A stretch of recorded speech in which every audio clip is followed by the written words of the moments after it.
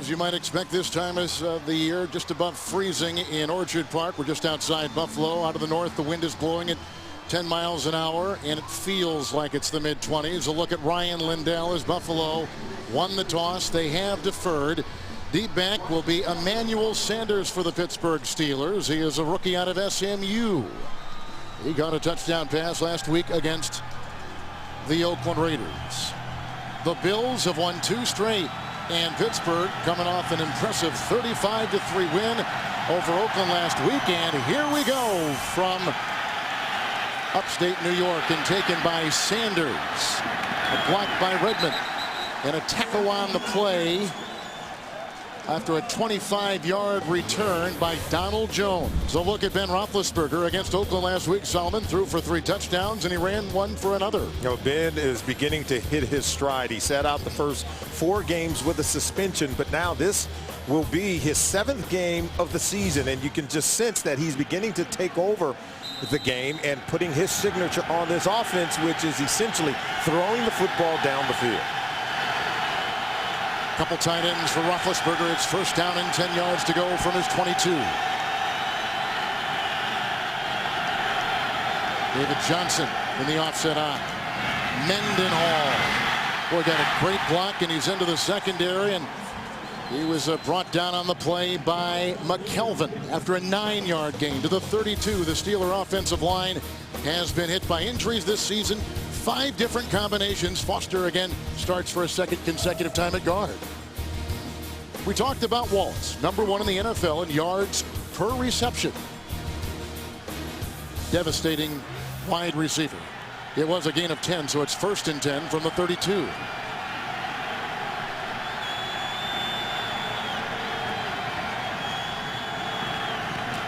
With the 2 tight ends, one of which will block out there. Miller blocking for Hines Ward, who's brought down by Adele, the linebacker, after a gain of 6 on the play. Spot him at the 37.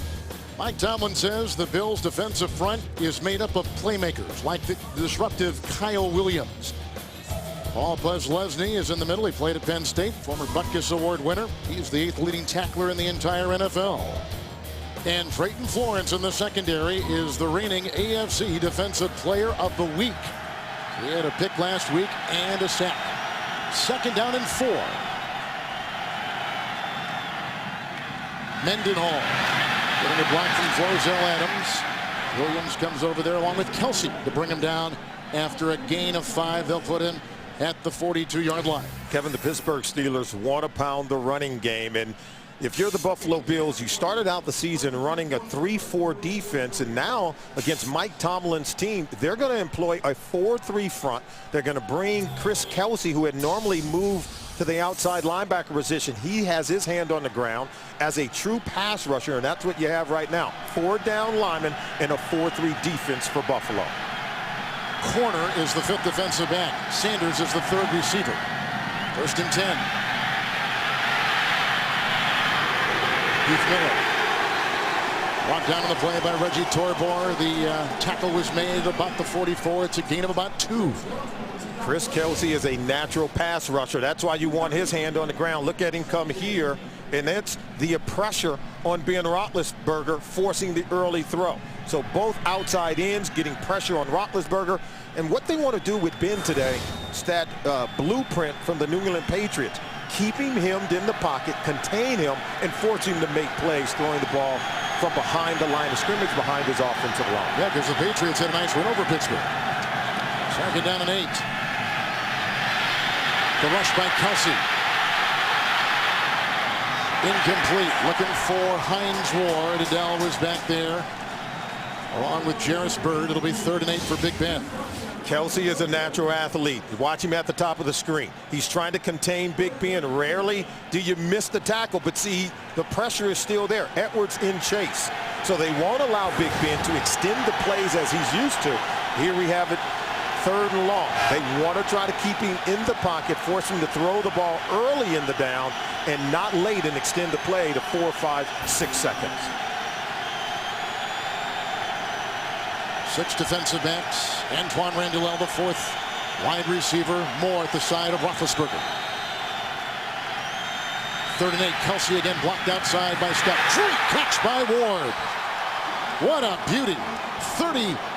34-yard line, working on Florence. 21-yard pickup and a Pittsburgh first down. One of the tough things to do is force Ben to stay in the pocket and allow him to throw this pass, because essentially he can pick you apart, and I think that's where he's become a much better player. He is making plays from the pocket, and if you're going to give him that kind of time or that kind of room to operate, he can still pick you apart. So the Buffalo Bills are trying to pick their poison in terms of how they're going to defend Ben Roethlisberger. Steelers all-time leading receiver Ward after the 21-yard pickup, 1st and 10 from the 34. Mendenhall out of Illinois. His patience. And hit by Whitner in the secondary. He had a good game last week. Gain of 5. Down to the 29-yard line. Well, that's what you're talking about. You know, a quarterback being able to extend the play. Yeah, and well, we talk about extending the play because the offensive line is giving him more time. His athleticism allows it, but you can't get away from Rashard Mendenhall and his ability to run the football. He's approaching his 2nd consecutive season of going over 1,000 yards. I think they have a really good balance right now, and that's what the Bills defense is facing. They've allowed 27 points on the first possession all season long, 28th in the NFL in that category.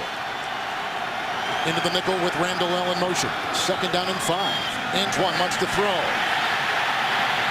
Incomplete, looking for Ward, and the coverage by Bird, and there is a flag thrown on the play. On this game-opening drive, the highlight of which has been a 21-yard pass to Ward. Our referee today, John Perry.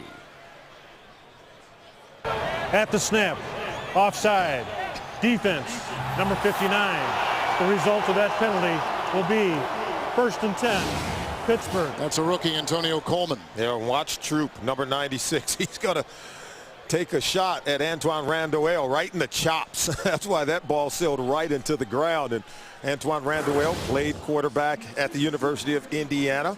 And we do have a man down, Kevin, for the Bills. Dwan Edwards getting up. We'll take that when we come back. Timeout here in Buffalo.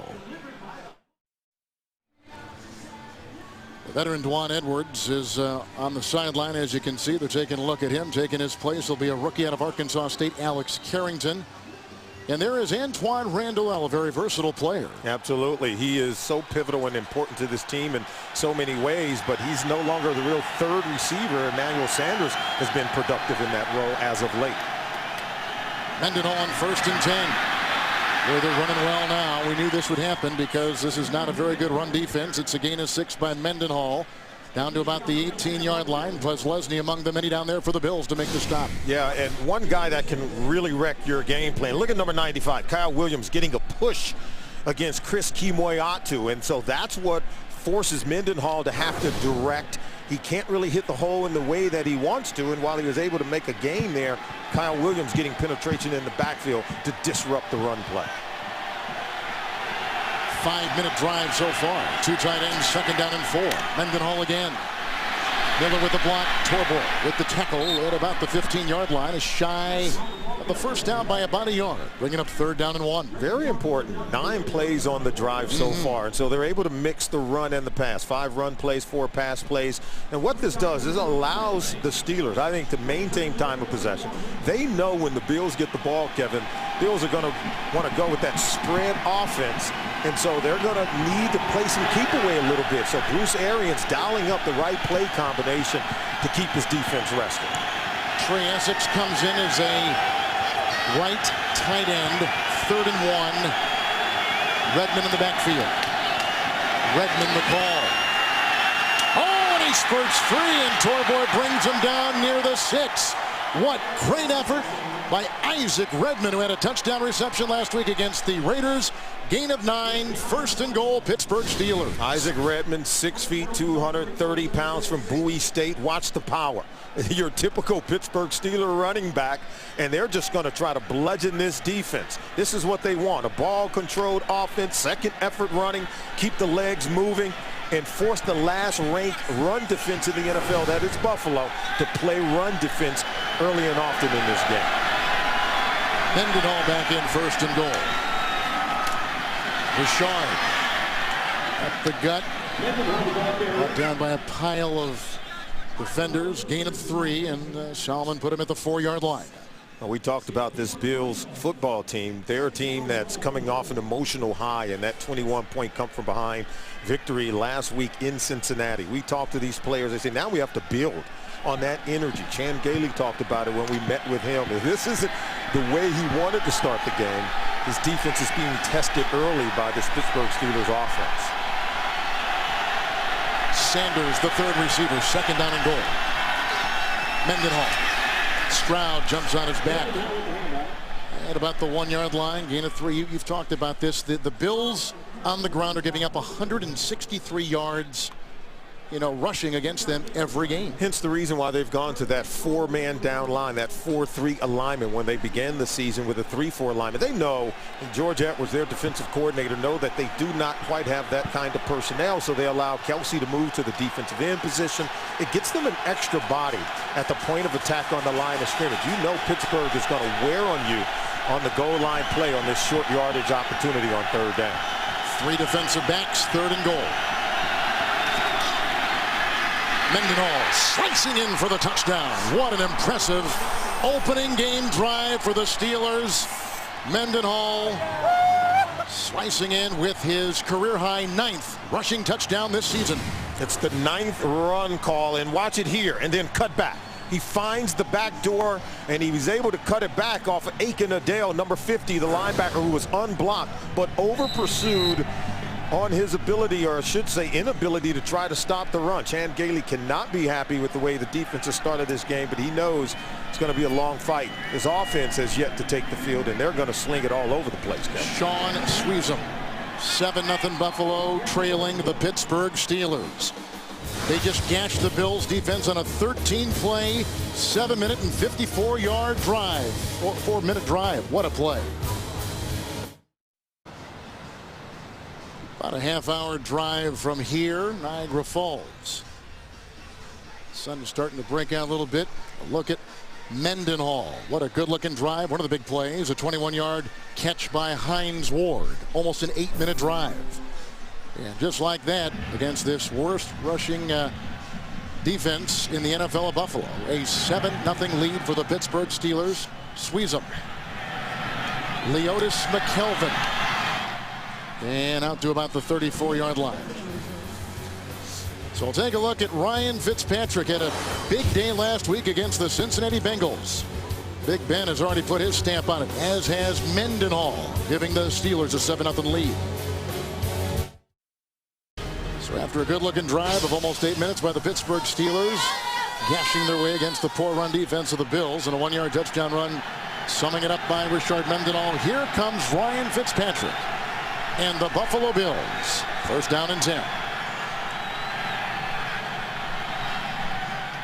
5 defensive backs. That is caught. Donald Jones, a rookie free agent. Ferrier makes the stop. Right on the money. 46-yard line. Pickup of 12 and a first down.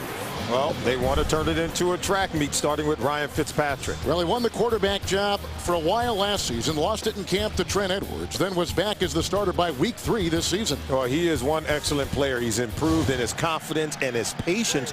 You can tell they're going empty backfield set. They're putting the game in the hands of Ryan Fitzpatrick. Up in that tempo a little bit.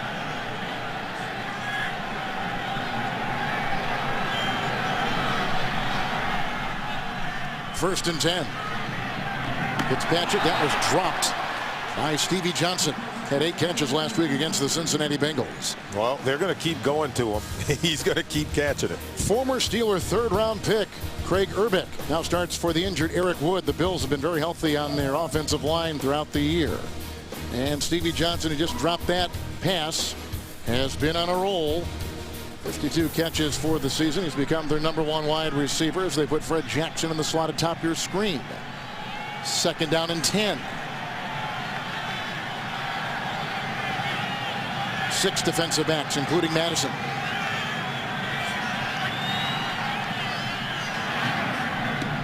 Out of the reach of Jones.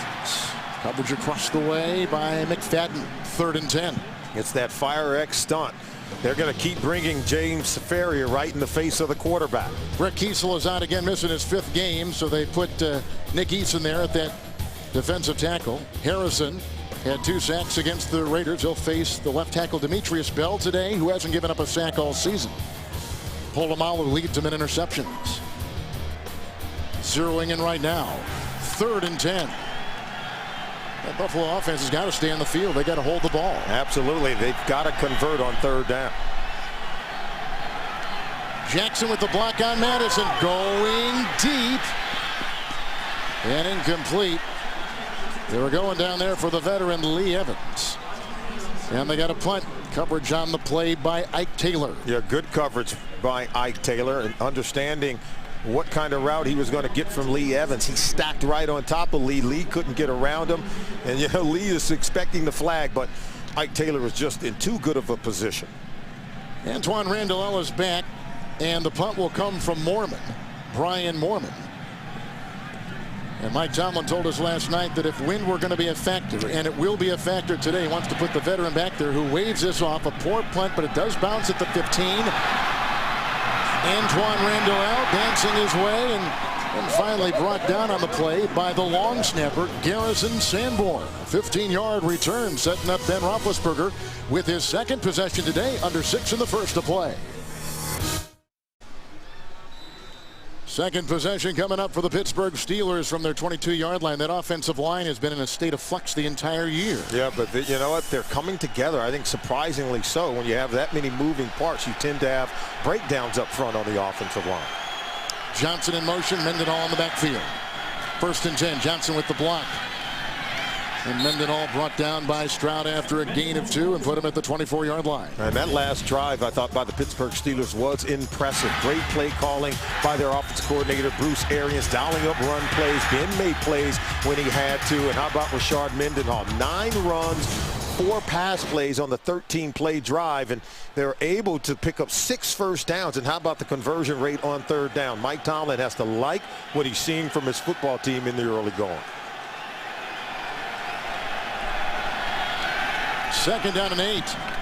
Little pitch out to Mendenhall. What a block by Miller. And the tackle made by the linebacker Torbor after a gain of 3. And they'll put him at about the 27. We talked about the moving parts on this offensive line. Remember, they went into training camp. Max Starks and Willie Colon were their 2 offensive tackles. Now today, it's Jonathan Scott, Flozell Adams. Trey Essex has moved out at right guard, as you talked about, simply because he wasn't performing. And Ramon Foster moves in. Only Pouncey and Key Moyatu, the center and left guard, are 2 of the original starting 5 when they went into training camp. So this offensive line's got a lot of makeshift parts getting it done today. 6 in the secondary, Moore. One of the 2 at the side of Roethlisberger, 3rd and 5. Great catch, Mewelde Moore. Brought into the play by Jarris Byrd, who was a Pro Bowler a season ago. It's a pickup of 8. It's a 1st down. He'll be at the 34. Good protection, and I thought Puslusny was going to get there. Look at the pressure coming off the right side. And so it looks as if he may get there, but watch Ben hang in the pocket. It's a back shoulder throw to Mewelde Moore. I think one of the better 3rd down running backs, and Puslusny's got to make that tackle. We talk about containing Ben in the pocket, but if you are the blitzer, you've got to be able to make the tackle. 1st and 10. Good block by Adams. Hines Ward. Out of bounds. Florence was right there. It's a catch and run of 18. It's a 1st down to the 48. Let's go to New York and James Brown. Kevin and Solomon on a 1st and goal for the Jags. Running back Rashard Jennings caps this with a 5-yard TD run. That was a 9-play, 75-yard drive. Maurice Jones-Drew had 40 yards rushing on that drive. 7-3 Jacksonville over the Giants. Kevin and Solomon. That's in the Meadowlands, and Jacksonville a surprising 6-4. MJD have the Jacksonville Jaguars rolling in the AFC South Division. 18-yard pass to Ward. Makes it 1st and 10 at the 48. Mendenhall block. Incomplete. Downfield for Sanders. Coverage by Drayton Florence. 2nd down and 10. Kevin, let's talk about the Pittsburgh Steelers. They had an embarrassing loss to the New England Patriots a couple of weeks ago, and all Mike Tomlin did say, hey, let's go back to putting on the pads. He had this rule, hey, it was called Help Me, Help You Wednesday. If you played well, you don't have to wear pads in practice on Wednesday. He said, but they didn't help me to help them, so we went back to the pads. It was about the fundamentals of blocking and tackling and getting off blocks, and it paid off for him last week, and said, hey, we have to return to a tough mentality of how we play in Pittsburgh. 2nd and 10 for Roethlisberger. Dropped by Wallace. Coverage across the way by Leotis McKelvin. 3rd and 10 coming up, as is James Brown from New York. Kevin and Solomon, after spotting the Skins a 7-0 lead, Minnesota answers back. Interim head coach told Charlie Casserly, we're going to run Adrian Peterson. They did that. 52 of the team's 71 yards in that drive, credited to Adrian Peterson. All knotted at 7. Kevin and Solomon. Yeah, Leslie Frazier's the new coach. It may be too little too late. 3-7 right now behind Green Bay and Chicago. Minnesota essentially has to win out to have even a shot of getting into the postseason. 6 defensive backs, 3rd and 10, more at the side of Roethlisberger. He's held. He flips it off to Mewelde Moore, who gets a block from Wallace and gets the first down on what looked like a busted play to the 37, picking up 11 on 3rd and 10. The improvisational skills of Ben Roethlisberger. The pressure gets there, but if you can't tackle him, then you can't win. Kyle Williams is dangling from Ben Roethlisberger, who flips it over to Mewelde Moore, and Mewelde knows how to find the first down marker. He hits the sticks, creates a new set of downs. So on this drive, a catch and run by Ward of 18, a pass right there to Moore of 11. Mendenhall is in, 37 of Buffalo, 2nd Pittsburgh possession, 1st and 10. And the slipping Mendenhall. And there to tap him was Terrell Troop, a rookie out of Central Florida. Yeah, Troop gets penetration. We talked about the ability of that 4-man down lineman for the Bills. Look at the pressure right in the backfield. And he has no chance to get back to the line of scrimmage. Sometimes it's best to just concede. So the Pittsburgh Steelers have come out and dialed up significant run plays. Bruce Arians has given this run game a chance to get going on the road in Buffalo. Good looking balance. Yeah, really good balance. It's something they talked about all season long. 2nd and 12. Mendenhall came out to with a nice block. And Whitner slowed him down, but the elusive Mendenhall takes it down to the 30 and picks up 9, setting up 3rd down and 3. They're going right off the right side of that offensive line behind Essex and Flozell Adams. You see Flozell blocking down 71. Plus Lusney's not able to get there in time. They cut him off. How about Mendenhall's ability to step out of that attempted tackle by Dante Whitner and pick up even more yards after contact? Moore's the slot receiver. Sanders is in, 3rd and 3. 6 in the secondary.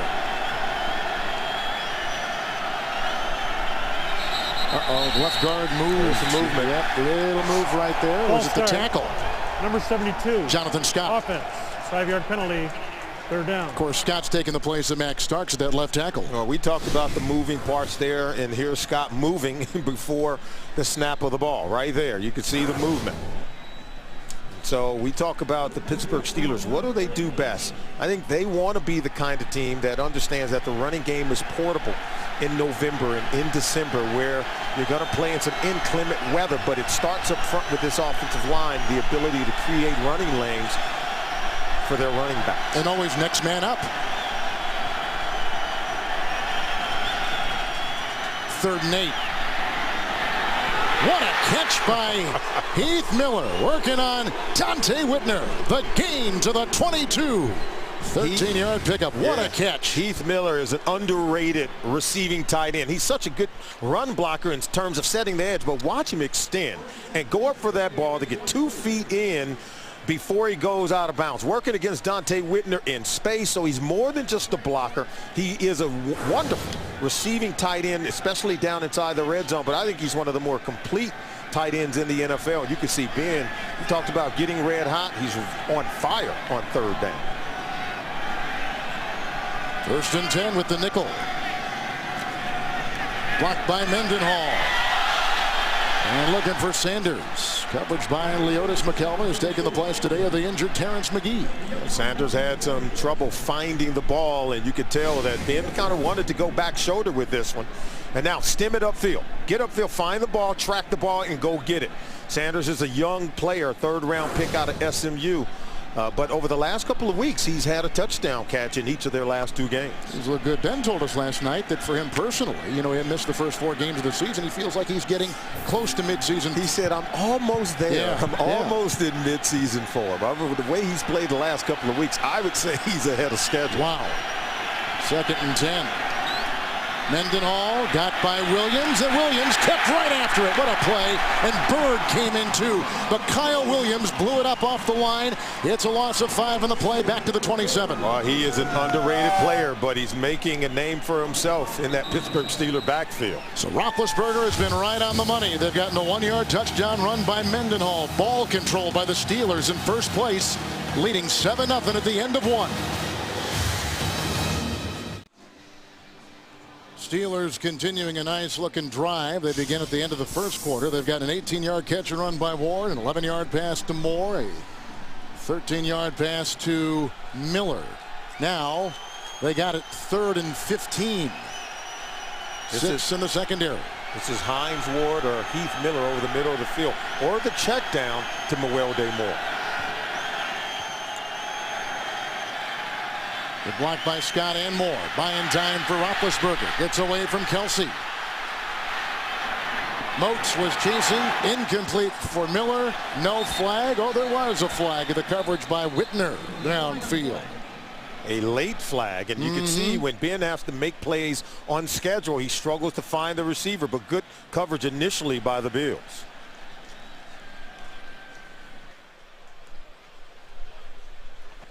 Ineligible receiver downfield on the pass. Number 73 offense. That penalty's been declined.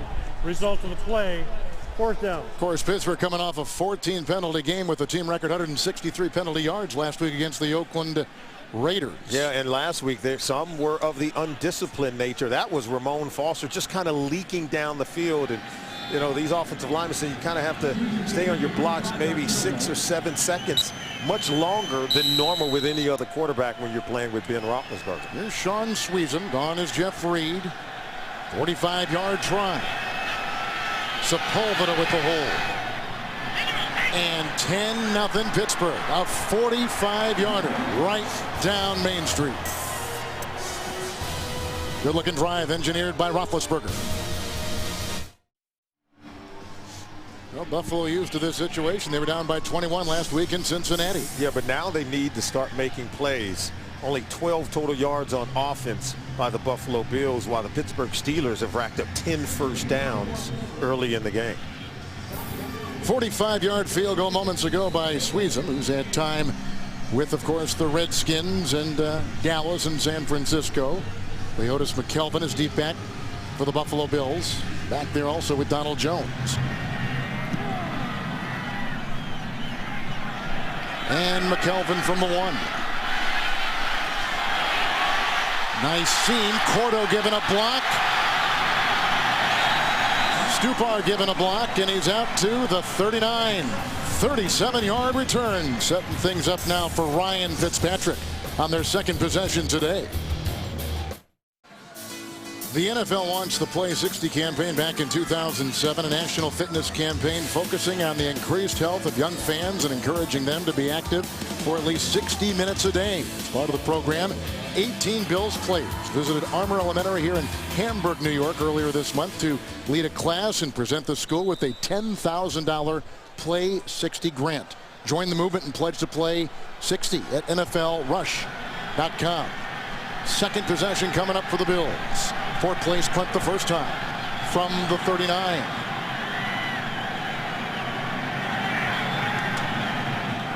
Fred Jackson up the middle and then devoured. Lamar Woodley was right there from the linebacking core. It's a gain of 2 to the 41. Kevin, we talked to Ryan Fitzpatrick. He talked about their ability to come back from that 21-point deficit on the road at Cincinnati. And he said last week was sort of like a microcosm to their entire season. They got off to a poor start, then they got close, and they had been not winning games, but then they were able to win that game going away. They were down by 21, then won by 18. So you can get a real mixed bag from this Buffalo Bills football team. William Gaines, the extra defensive back, 2nd down and 8. Boy, not a lot right there, and a little run of a loss of a yard by Jackson. 3rd and 9 coming up. Let's go to James Brown. Kevin Nsali, Rusty Smith, the quarterback for Tennessee. His pick gave Houston the ball. This 16-yard pass play to Arian Foster. Key play that set up a 1-yarder from Matt Schaub to Joel Dreesen. Texans on top 7-0. That in the 2nd. Back to Kevin Harlan and Solomon Wilcots. Texans, one of the more disappointing teams this season. Yeah, but they can right the ship. That's a game they desperately need to win. 3rd and 9 for Fitzpatrick. Out of the reach of his receiver, Donald Jones. Good coverage across the way in the secondary, and they're going to have to punt the ball once again after 2 possessions. Don't fall asleep on Ryan Fitzpatrick. Looked as though some pressure got to him. This ball was not well thrown, but this is eerily similar to the start he had last week in Cincinnati, where he had 2 interceptions in the first half. All he did was shake it off and throw 4 touchdown passes in the second half of that game. McFadden was defending on the play. Mormon to punt right here. Randall out. That's another one off the side of his foot. And they've got McIntyre and Cordo down there along with special team performer George Wilson. 37-yard punt. Once again, Big Ben, who's led drives of 13 and 14 plays. Our cameraman enjoyed some of those famous wings here in Buffalo over the holiday. Hope your holiday was safe and enjoyable. With Solomon Wilcots, Kevin Harlan. 1st and 10, 3rd possession for the Pittsburgh Steelers. Mendenhall stacked up, taken down on the play, and Aiken Adele made the stop. No gain on the play. They stay at the 23, and coming up in the Sprint halftime report from our CBS studios in New York, James Brown, Dan Marino, Shannon Sharp, Boomer Esiason, Coach Bill Cowher. Scores, news, and highlights. That's the Sprint halftime report coming up next here on CBS. 27 plays for the Steelers, 7 plays for the Buffalo Bills. Yeah, they're racking it up in time of possession. They've had the ball for nearly 15 minutes in this game. You can see the first down total for the Pittsburgh Steelers. Ben Roethlisberger has this offense humming. 5 in the secondary. Sanders is the 3rd receiver. 2nd down and 10. They're checking down. That's dropped by Mendenhall. We talked to Changeli over the week, and he said that the most impressive thing about Roethlisberger, the way he checks the ball down. Yeah, normally he would hold it in that situation, try to buy more time, and end up taking a sack and sort of forcing the play. And you can see the 3rd down conversion rate. And the reason why they're able to do that is on 1st down and 2nd down.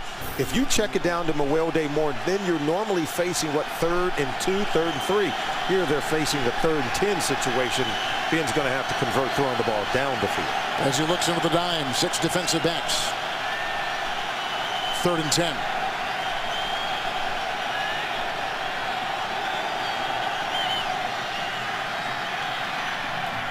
That's caught.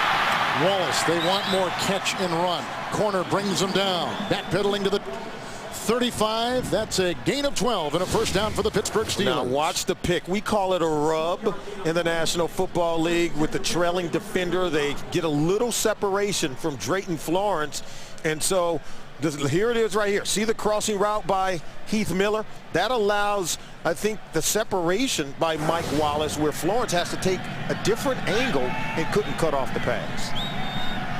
Back to 4 in the secondary on 1st and 10. 2 tight ends, and that's exactly where Mendenhall runs. Miller, there's a flag thrown. Was Miller holding perhaps? Gain of 4 as it stands right now to the 39.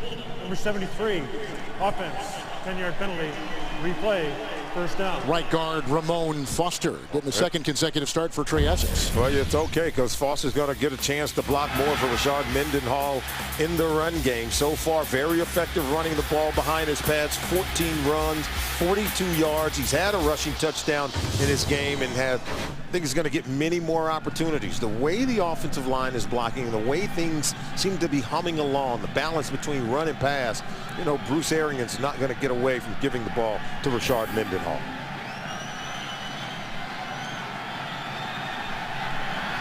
Defense in the nickel. 1st and 20. Sanders, the third wideout.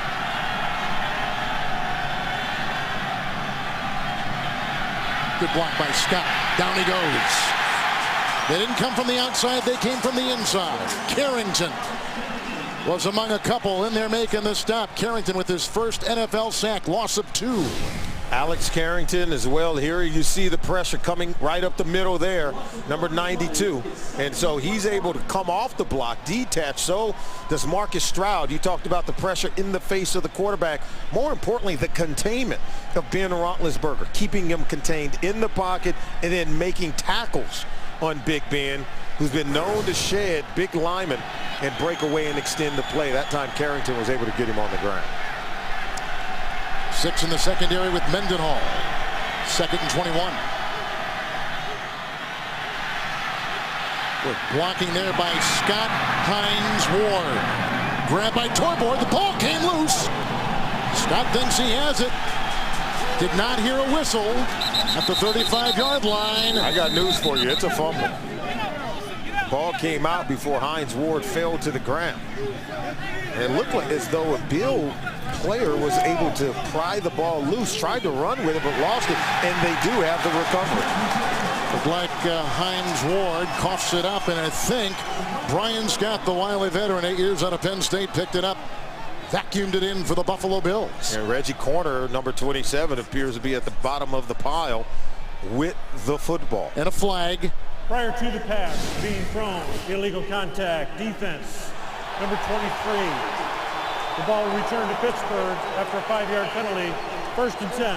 Uh-oh. Oh, that's a tough one on Buffalo.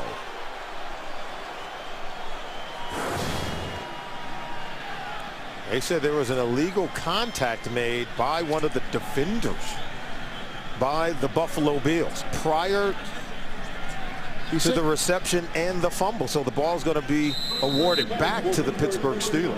They said number 23, unless you're talking about Marshawn Lynch. He's made a surprise trip in from Seattle. There is no number 23. 1st and 10. Yeah, there is no 23. Could mean maybe 28, Leotis McKelvin. I don't want to blame it on Leotis. Big bailout for Pittsburgh. 1st and 10. Mendenhall. See, then they just gash him right there with a good-looking run brought down in the secondary by Whitner. That's a 7-yard pickup to the 36. Watch the right side. Number 73, Ramon Foster. 71, Flozell Adams, and then you see the gaping hole. And you love the kick-out block by Heath Miller. He's able to get movement and set the edge, giving Rashard Mendenhall an option. Do you take it inside where the hole appeared to be there, or do you bust it off the edge and go off tackle? 2nd down and 3. Johnson in the backfield with Mendenhall. He'll off for a block. Came around 2 pulls. Mendenhall. And Adele makes the stop. It's a 1st down run to the 41-yard line. Picks up 6 right there. Mendenhall, good game so far. Well, 16 carries, solidly in 55 yards. Yeah, and they're able to pull Chris Kimoyatu. He's able to get to the 2nd level. So Mendenhall's getting a lot of work, but we talked about it from the get-go. I think this game plan works well when you travel on the road. You don't know what the weather conditions are going to be, and so the run game, that part of what you do offensively is more portable. It transfers to the road, and then you're able to keep the ball out of the hands of Ryan Fitzpatrick in this Buffalo Bills offense. 1st and 10. And that's a tackle by Whitner on Mendenhall, who hasn't had a 100-yard game since late September against the Tampa Bay Buccaneers, and picks up 5 right there and take him to the 47-yard line. And here we go now. CBS Sports offering you a wonderful gift list. CBSSports.com shop. Officially licensed NFL gear is right there. Get 3 days worth of shipping on every order. Go to shop.cbssports.com. NFL.com with some very revealing numbers there. Look at the total yards. Pittsburgh Steelers just gashing this Buffalo Bills defense. They come in with the last ranked run defense, and Pittsburgh is taking advantage of it.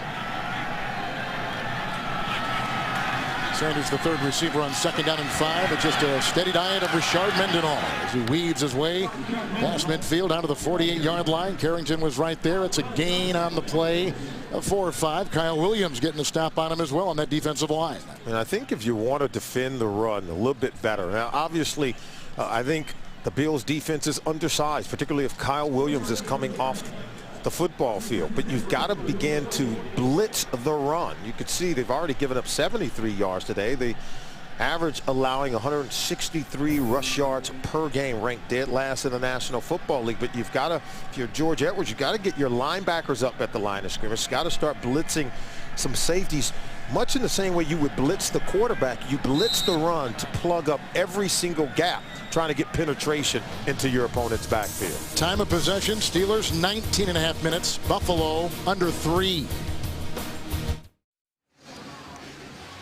Back in Orchard Park, New York, and tonight on 60 Minutes, they wrote the music for Spider-Man the Musical, but you only see U2 perform it on 60 Minutes. That's tonight. It's only on CBS.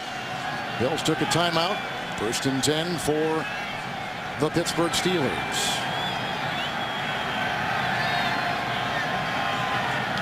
Roethlisberger 8 of 14. Congestion gets away from Carrington. Flag is thrown. Hines Ward. Whitner makes the tackle near the 20. Mark at the 21. A catch of 27. Let's see what that flag is all about. It's a hold. Offense, 10-yard penalty, replay, 1st down. Wiping out a 27-yard completion. And Jonathan Scott, the left tackle, saying, what do you have to do? I can tell you what you have to do when you're blocking for Ben Roethlisberger. You've got to hold up. You've got to be able to maintain and watch him there. And so he really had, I think, great positioning. But see, he has position. And then as Carrington peels underneath, there is the hole. Because Scott had that left arm on the outside shoulder. As soon as you get those hands outside, hand placement is paramount when you're in offensive pass protection. There'll be 5 in the secondary. Sanders, the third receiver. Moore at his side. 1st and 20. Look at that offensive comparison right there.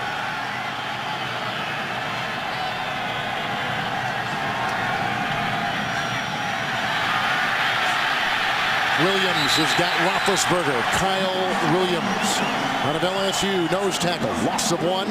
That's the 2nd sack on Big Ben today, back near the 40-yard line. Boy, Williams and Carrington, the big guys in the middle, are making plays. Now, Williams just on the ground, but look at him. He makes the play. Ben is ready to run by him. Watch 95, Williams. He goes down. Moyatu gets rid of him, but watch him. He says, wow, look what I found. The leg of Ben Roethlisberger on my plate. How about the Steelers in pads on Wednesdays this late in the season? Oh, absolutely. We talk about staying on blocks, getting off of blocks. That's something that Mike Tomlin wants his offensive defensive linemen really locked into. 2nd and 21. The ever-reliable, all-time leading Steeler receiver, Hines Ward. Corner was there, pickup of 12, and spot him at the 47.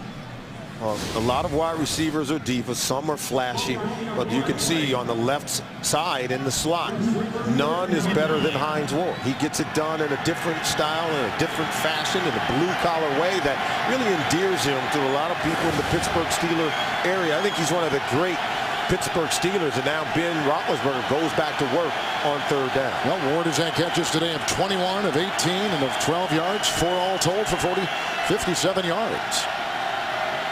3rd and 9. Into 6. Here comes Kyle Williams again.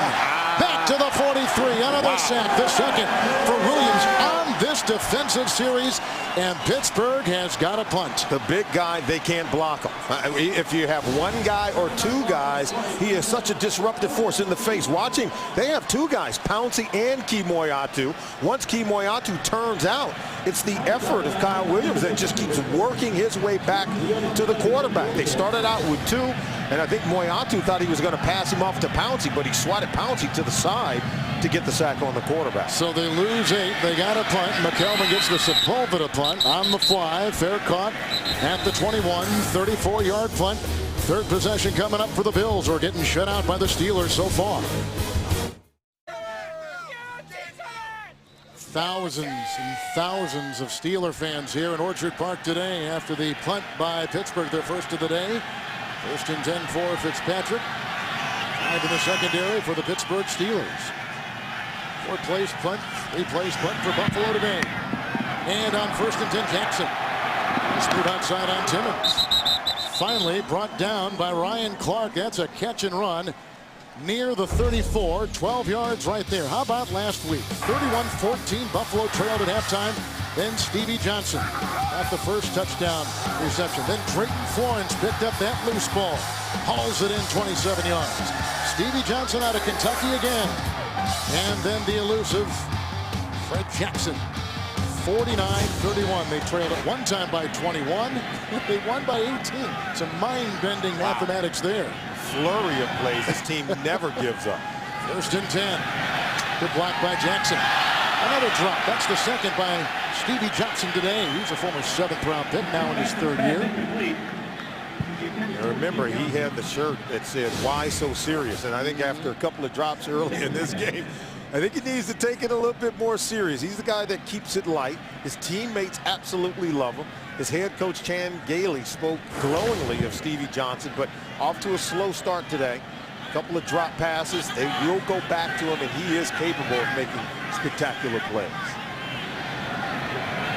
2nd down and 10. McIntyre is the wingback there.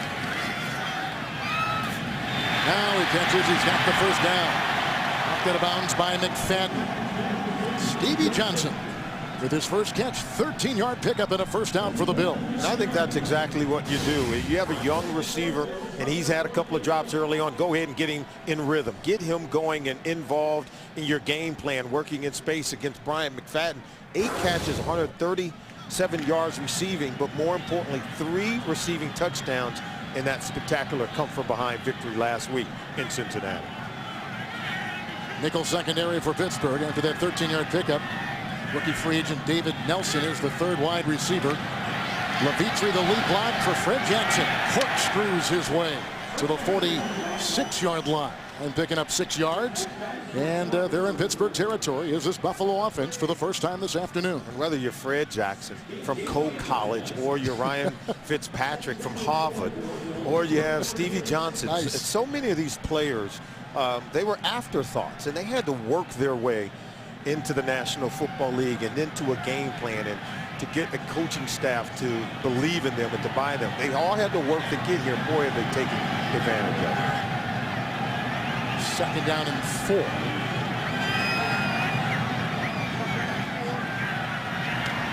And that is caught by Nelson. David Nelson.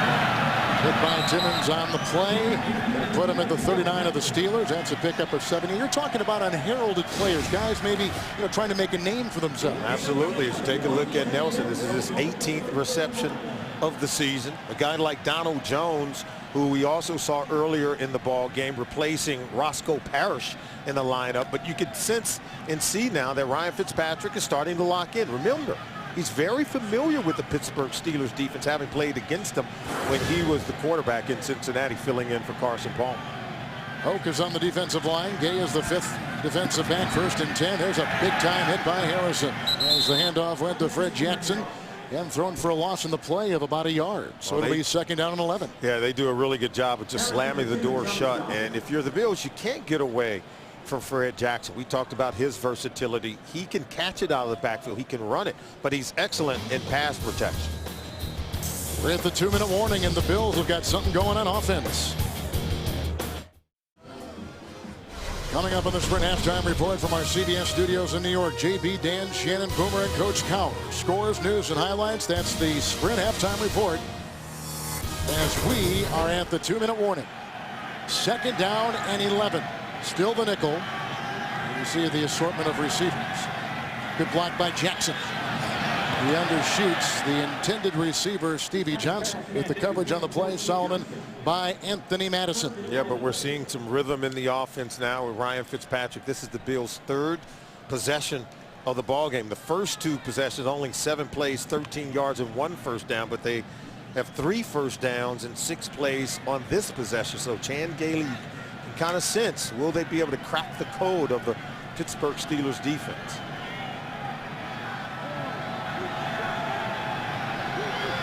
3rd and 11. They need the 29. It's Patrick and well over the head of his intended receiver, David Nelson. And back there covering was the nickel, William Gay.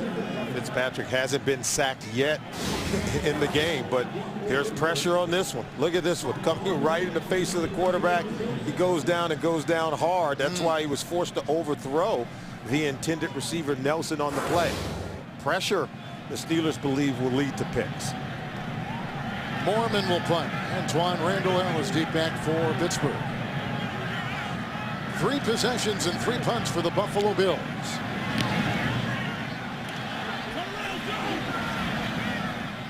Nice Pittsburgh bounce to the 18-yard line and down there by Sanborn, who's the long snapper. 22-yarder right there. Here comes Roethlisberger. 9 of 15 today. And tonight on CBS, a world premiere movie that will touch your heart and leave you smiling. Hallmark Hall of Fame's November Christmas. It's tonight, and it's only on CBS. So the Pittsburgh Steelers have had it 13 plays, touchdown run by Mendenhall. 14 plays, 45-yard field goal. Last possession, a punt. Roethlisberger's been sacked 3 times. Buffalo's had it 3 times. 4 plays punt, 3 plays punt. That last one, 8 plays punt. So now it is 1st and 10. Moore is in the backfield. Mewelde. And there goes a flag. And the stop inside made after a 1-yard gain. Carrington was right there. Looks like it's going to be on the Steelers. Holding, number 68, offense. Penalties declined. Result of the play, 2nd down. There have been some highlights in this game. Yeah, that call was on Kemoeatu, and he was blocking Kyle Williams. He can't block him. And watch how he just walks Kemoeatu into the backfield. If he doesn't make the play, he allows others to run to the ball and make a play. And then the stunt game, he's releasing, getting pressure in the face of Ben Roethlisberger. As you mentioned, 2 sacks on the previous possession. Right now, he's giving the left guard, Chris Kemoeatu, fits trying to block him. They've got to figure if they're going to single block Kyle Williams or double team him exclusively. They declined it 2nd and 9, 6 in the secondary. And that is a completion for Roethlisberger to Hines Ward with yet another reception, his 5th of the day. And that time they did double team Kyle Williams, and Ben's able to get the ball off. He picks up 8. He's up to the 28, setting up 3rd and 1. More remains. That's a 1st down pass, and here's Miller. He's got it. Coverage by Reggie Corner, who makes the stop up to the 32. Gain about 5. Right now, Bruce Arians, the offense coordinator, has the Steelers in their 2-minute offense, and that's when they like to work the middle of the field. Don't be surprised if they take a shot down the field with Mike Williams. 1st and 10 into the dime. Here comes Kelsey, the elusive Roethlisberger. Nice looking catch downfield. Once again, Hines Ward to the 50. 1st down, 18-yard pickup. And a timeout taken by Pittsburgh. I think that Roethlisberger calls a lot more of the plays at the line than we're used to seeing. Oh, absolutely. And you have to love the way that Mike Williams has an influence on the defense, because watch him right here. He's going to be lined up here, and he'll just check it down here. But watch how many defenders, look how they're drawn here, leaving the receiver open at the 2nd level.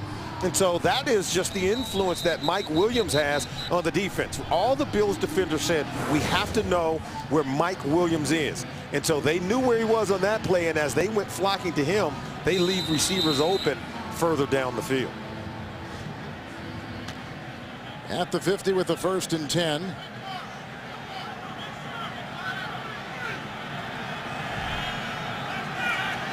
Roethlisberger is at 5 consecutive passes.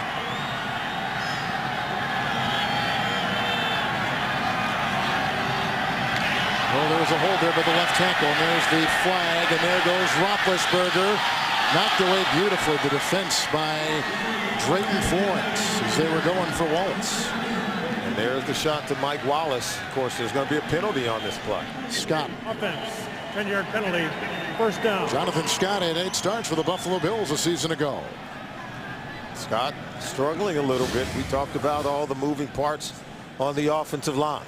There you see right there. That's essentially a tackle right there on Aaron Maben. Solomon is the third holding call on the Steelers today. They had 6 holding calls on them last week against the Oakland Raiders. A lot of penalties last week, 14 total for over 160 yards. And some were of a different nature, but the coaching staff doesn't want to overharp on these penalty flags that they're getting called against their team. Antoine Randall is among the wide receivers on this 1st and 20. Roethlisberger right on the money. And that's caught by Sanders. The coverage by the second-year player Jairus Byrd. 16-yard pickup. It'll be 2nd and 4. Timeout taken.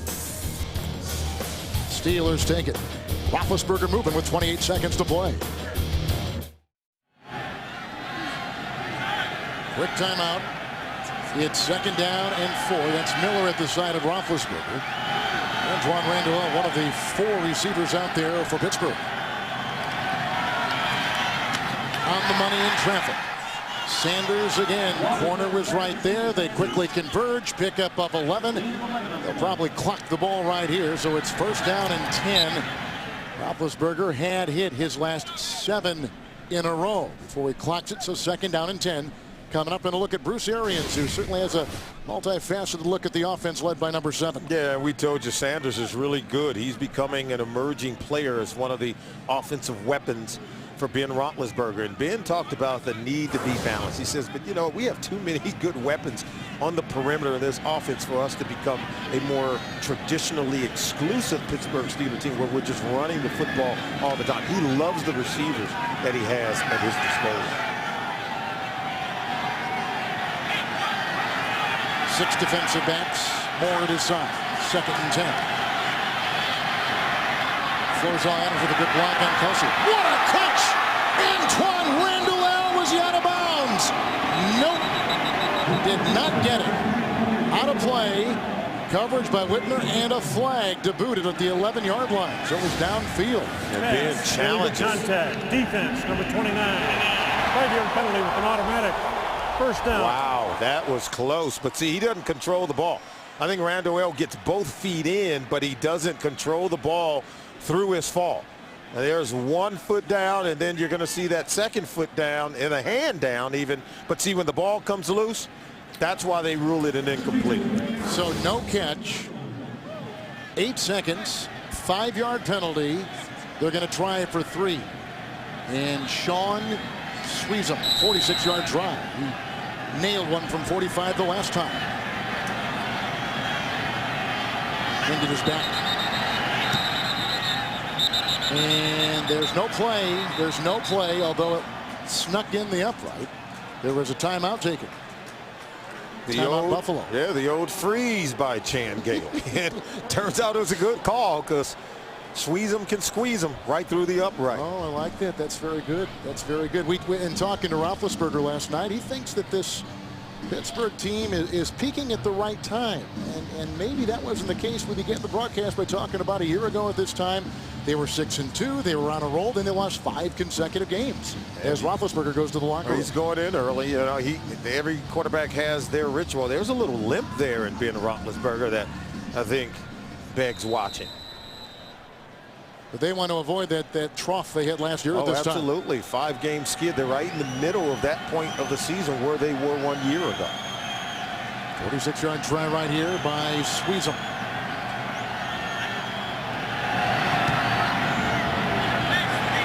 13-0 Pittsburgh with 3 seconds to play. So big play on that drive was the catch by Sanders of 16. As Roethlisberger moved him downfield, and the time of possession is silly. 24 minutes for Pittsburgh, 6 minutes for Buffalo. Saturday, CBS Sports takes you to the Georgia Dome, where Cam Newton and the undefeated Auburn Tigers hope to move 1 step closer to a national title. They'll take on Steve Spurrier's Gamecocks of South Carolina in the SEC Championship game. It's next week, 4 Eastern on CBS. What a comeback by Auburn against Alabama and that Nick Saban coach defense of the Crimson Tide. Cam Newton showed us something, didn't he? And don't sleep on these Buffalo Bills. They can have that same kind of comeback here in the second half of this game. You see what they have done in the first half where they're lowest in the National Football League in terms of time of possession, struggling today with only 6 minutes.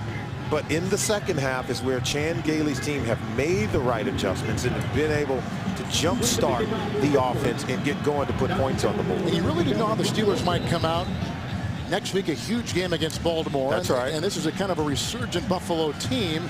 Trap game in some people's eyes. But Mike Tomlin has his finger on the pulse of his football team, understanding that 5-game losing streak from 1 year ago that derailed their season. This is McKelvin. Time runs out. Sanders, who's a terrific special teamer, makes the tackle. And Pittsburgh has 13 points.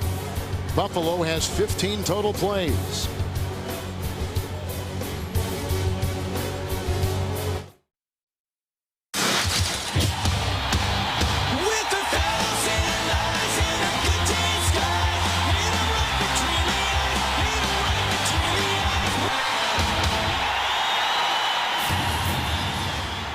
Hines Ward with 83 receiving yards. Mendenhall with 65 yards on the ground. Buffalo 51 total yards in the game. Some complimentary football on the road being played by the very good-looking Pittsburgh Steelers. Yeah, Pittsburgh has come out and asserted themselves, particularly with the running game with Rashard Mendenhall, and Ben has been steady.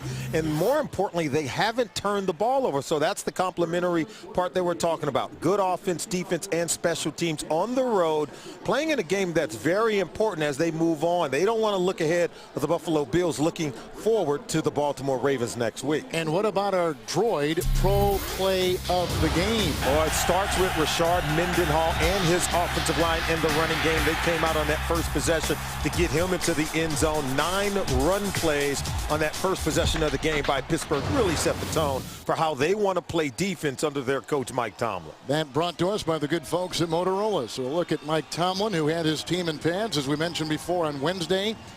Even Felton, you talked about this before, how against the New England Patriots, maybe as you take a look at some of the numbers through 30 minutes of football, how against the New England Patriots, he may, they played on a Monday against Cincinnati, won there, then the next week against the Patriots. It was a very short work week to begin with. It's to, I think, ensure their dominance. As you looked and saw the total number of plays reeled off by the Pittsburgh Steelers, 44 versus 15 from the Buffalo Bills. The Bills got to get it going here in the second half. It'll be left in the end zone by Donald Jones on the Sweezum kickoff. And so Ryan Fitzpatrick, who is coming off a terrific game last week and has been playing some very good football over the last couple months, his offense averaging 24 points a game, takes him out there 1st and 10 at the 20-yard line to begin the second half. Well, you talk about time of possession. You can see what the Bills have done only in 3 possessions in the first half. They only reeled off 15 plays in 3 consecutive punts. And so the time of possession in terms of total plays, Pittsburgh Steelers are dominating.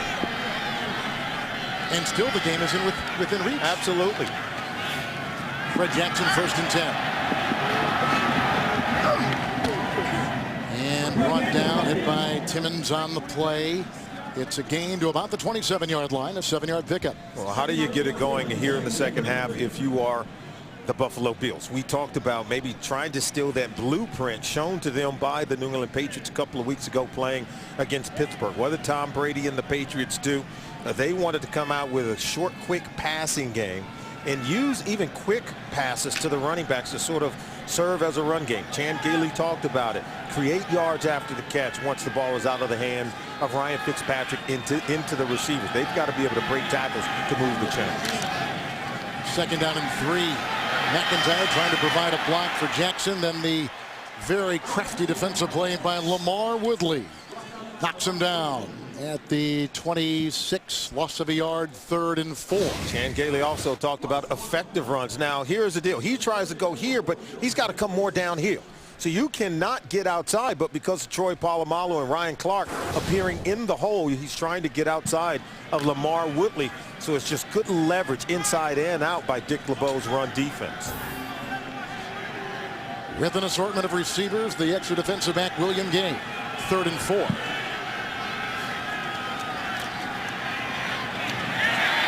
Johnson hit by Madison, 35, and he's got 8, and he's got the first down. And now you see the rhythm, the short, quick passing game we talked about, Kevin, from Ryan Fitzpatrick, dumping the ball off to Stevie Johnson. He's able to make a catch and run. We talk about creating yards after the catch. That's going to be really, I think, paramount here in the second half if the Bills offense is going to have any kind of movement against the Steelers defense. Quentin Ganther has come in, running back who's now wide at the bottom of your screen. First down and 10. You got a fullback as a wingback. He's got a linebacker covering the slot receiver. Ganther just came in. Hit and brought down by Ike Taylor. Nice rhythm passing game out to the 43-yard line. Picks up 8 on the play. Short, quick passing, and all they're doing is running what we call combination routes. And Lee Evans vacates that area, leave some softness in the underneath area. And that's why Ike Taylor's got to make the catch more initially before Ganther can make the catch and then run with it, pressing towards that first down marker. Ganther makes his first reception on the season. It is 2nd down and 2. Jackson back in. Nickel is still there.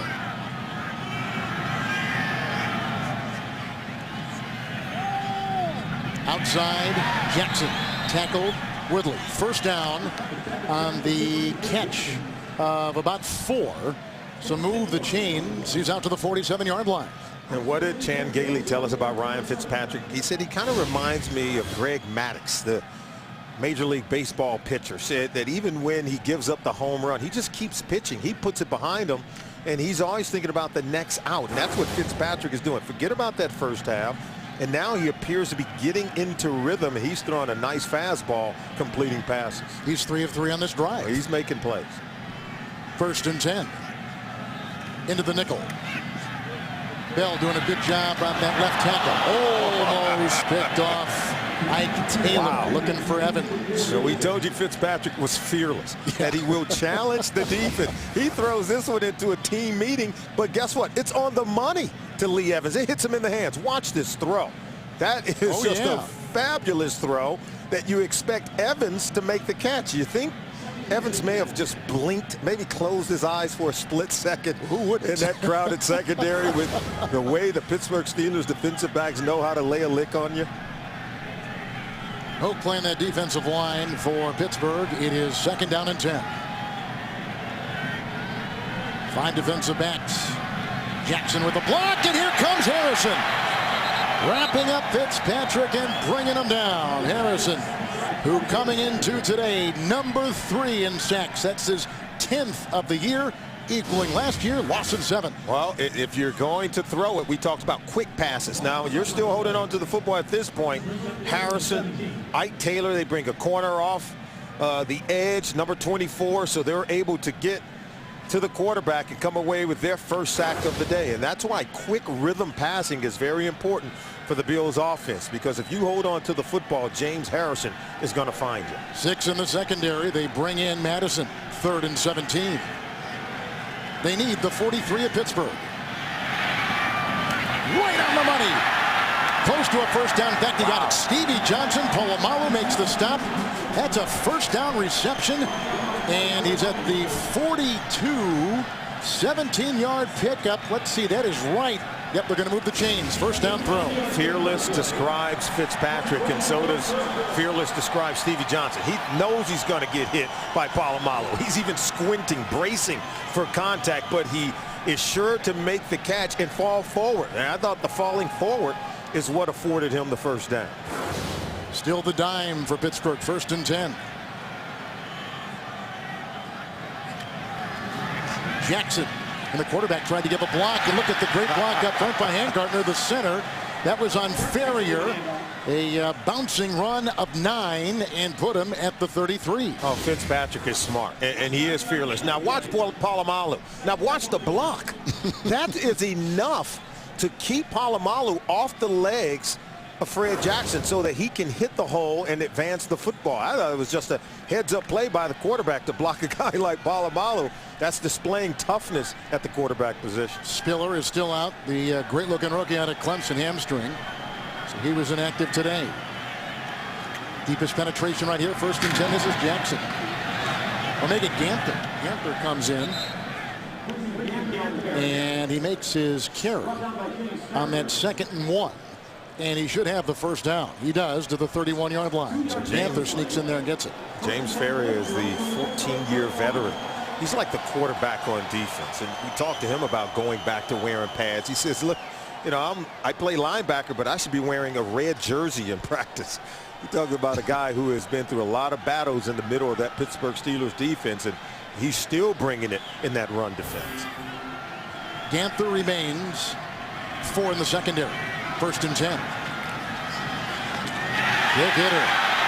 Lee Evans, he bobbled the ball. Polamalu vacuums it in. That is a fumble. And the Steelers have gotten the turnover. The veteran could not hold on. Great play by James Harrison. This is why he's one of the best in the National Football League. He's lined up out here, but watch him come back and get the smack on the receiver. Look at the hit right there. Jarring the ball loose as William Gay is tugging at it, and Polamalu comes in to clean it up. Well, that is the 25th takeaway by the Steelers this season. Number 3 in the NFL. Evans coughs it up. And Pittsburgh stops what was a good-looking drive to begin the second half by Buffalo.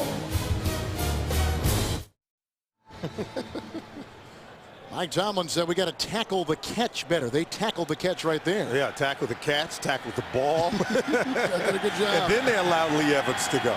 From the 19, 1st and 10. Mendenhall. Whitner with the tackle near the 29-yard line with a burst in. That should be good for a first down. Gain of 10. And now you're seeing the physicality of the Pittsburgh Steelers at its best. And this is just zone blocking up front. Start one way, then cut it back through the back door. And that's just good vision and anticipation by Rashard Mendenhall. But we saw the hit from James Harrison and then the physical run style that the Steelers are bringing to offense. And talked about Ben Roethlisberger seems to still have a limp even coming out of the huddle. Little foot injury for Ben. From the 31st and 10. Johnson pulls the tight end.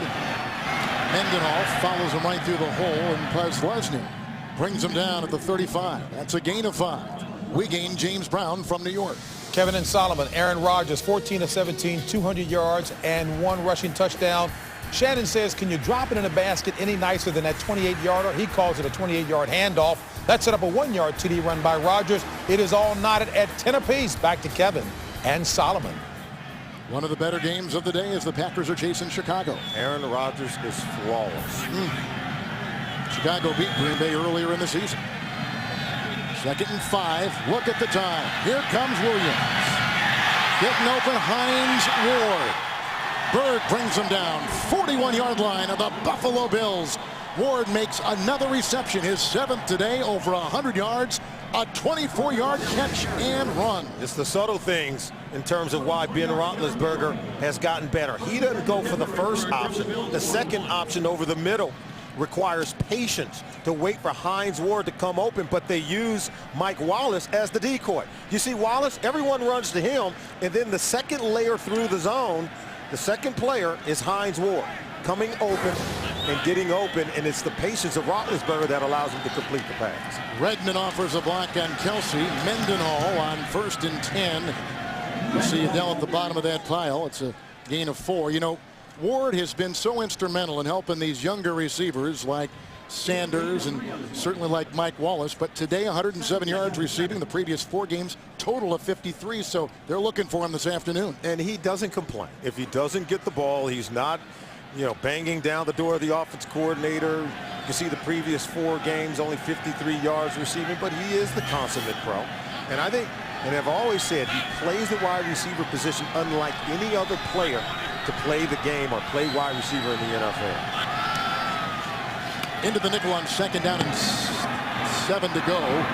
Wallace held by Whitner. And to about the 35 on a gain of 3. In fact, Wallace said, you know, Hines Ward has taught me how to act and how to maneuver, both as a player on the field and, of course, away from the game as well. And he talked about coming out of his pass routes to get separation, how to use that speed and maybe throttle it down when you're coming across the middle, as we saw on that catch by Hines Ward. More importantly, he says, hey, you know, you can't impress Hines Ward if you don't block in the run game. And how about Hines Ward taking these young receivers saying, you've got to block in the run game if you want to be a complete player.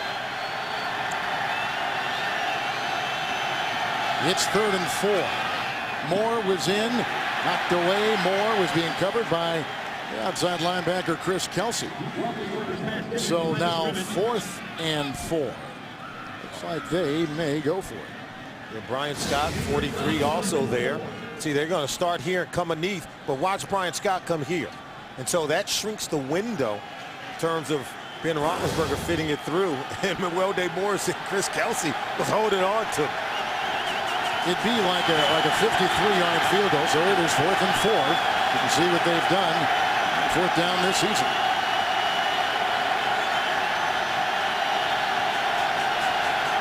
Six defensive backs, and Ben's going to punt with the left foot. Will it stay? Nope. Ricochets in. Sanders can't catch it, and so at the 20-yard line, Buffalo will take over. First punt of the season by Roethlisberger. 35-yard punt. He nets 15. Timeout. You may recall we mentioned that Roethlisberger has a right foot injury. We're not really certain. They haven't been very specific. You see the numbers on him right there. He just punted with his left foot, as you saw moments ago, which sailed into the end zone and gives Buffalo first down and 10 from their 20. Fitzpatrick dropped. That's a 3rd drop by Stevie Johnson today. 2nd down and 10. Coverage on the play by Gay, the nickelback. And no matter where you are this holiday season, you can stay in the game all year long with the new NFL mobile apps. Search NFL Mobile on NFL.com.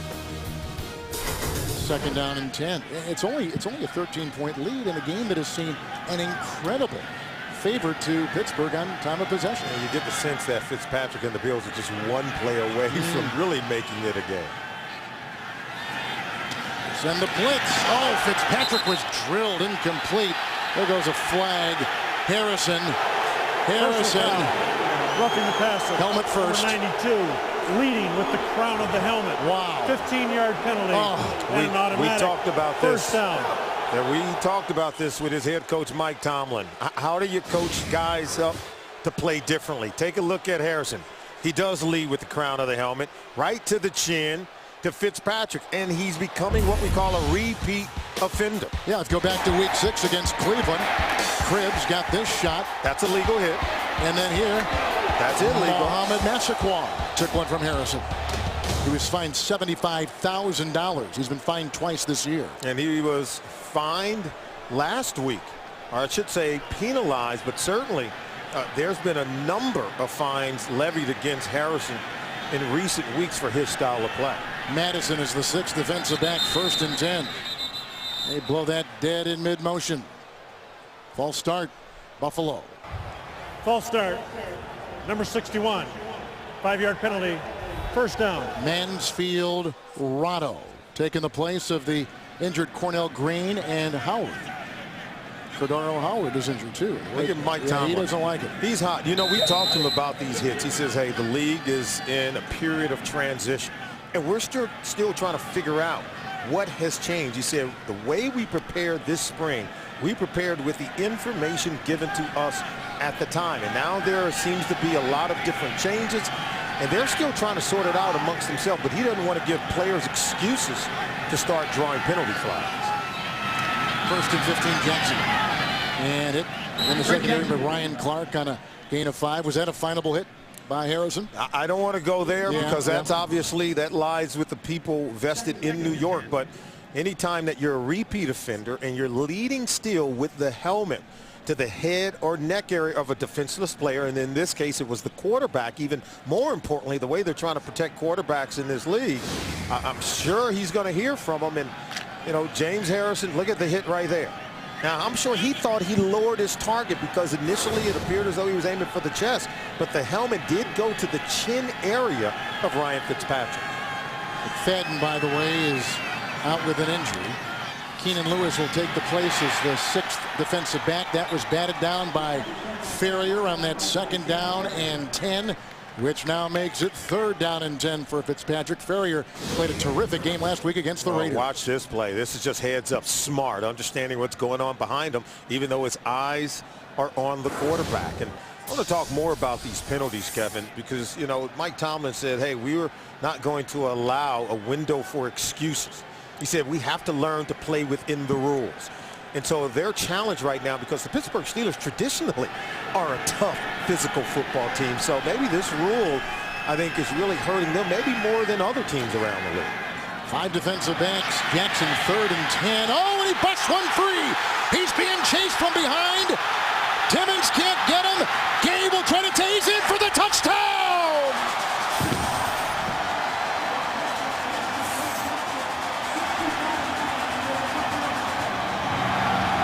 From Little Co College. And we said it, Kevin, you felt as if they were just one play away from climbing back into this game.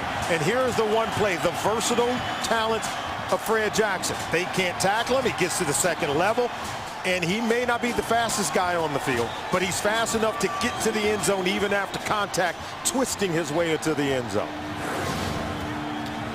A 65-yard catch and run. Longest play by the Bills this season. 3:45 to play in the third. Ryan Lindell with the extra point. It's 13-7, and the Buffalo Bills are back in business. Fred Jackson being chased, and the foot race produces the Buffalo touchdown. Jackson just had his second touchdown reception of the season, most of it on the ground, 65 yards. Remember now, on that drive, there was a personal foul put on that guy, James Harrison, with the hit on Fitzpatrick, kept that thing alive, and Buffalo cashes in to make it a close game now here late in the third. I think they understand what they're dealing with. Remember, Chan Gailey was an offensive coordinator, coached as an assistant in Pittsburgh for 4 years, doing some real prominent years. They played in Super Bowl 30 with he as their offensive coordinator. They know he's capable of dialing up plays that will put the ball into the end zone. You just saw it there on the running back or wide receiver screen to Fred Jackson. Sanders from the 16-yard line. And brought down by Cordo at about the 32. 16-yard return. An exciting play. There was a big hit by Harrison, kept the drive alive. Then the corkscrewing Jackson takes it in. You know, I wonder if the Steelers are regretting that punt by Roethlisberger on 4th and 4. Well, they had him deep in their own end. I think the inability to make plays, the inability to tackle Fred Jackson, more importantly, the penalty flag on Harrison is what set the tone. Roethlisberger on 1st and 10. Looking for Wallace. Coverage on the play by McKelvin. Wednesday on Showtime. James Brown, Chris Collinsworth, Warren Sapp, and Phil Simms come your way on cable's longest running show, the multi-award winning Inside the NFL. Every Wednesday on Showtime. Intimidating looking group, right? It is. All good players in their own right. 2nd down and 10. Sanders is the 3rd receiver, the nickel secondary for Buffalo. Mendenhall, nice play by Whitmer. Boy, he flew it off the corner, off the edge. It's a gain of about a yard to the 32. And they pulled the left guard, Chris Kemoeatu, but he didn't find anyone to block. Watch him come around, but then he missed on the block. And Sanders trying to keep Whitner out of the backfield as well, but Whitner knifes in to make the tackle behind the line of scrimmage. That's our third quarter story right there. 6 in the Buffalo secondary. 3rd and 9 for Roethlisberger. Moore in motion.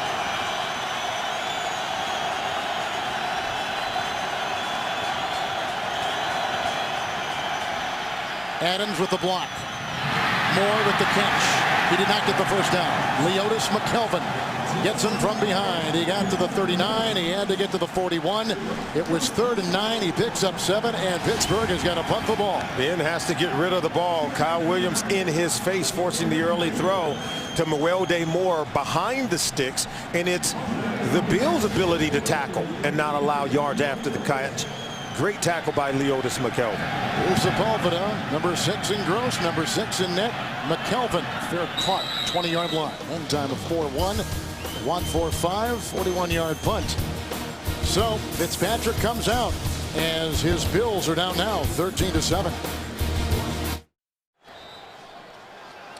3 and out for the Pittsburgh Steelers at the 20-yard line, 1st and 10 for Ryan Fitzpatrick. McKay taking the place of the injured McFadden.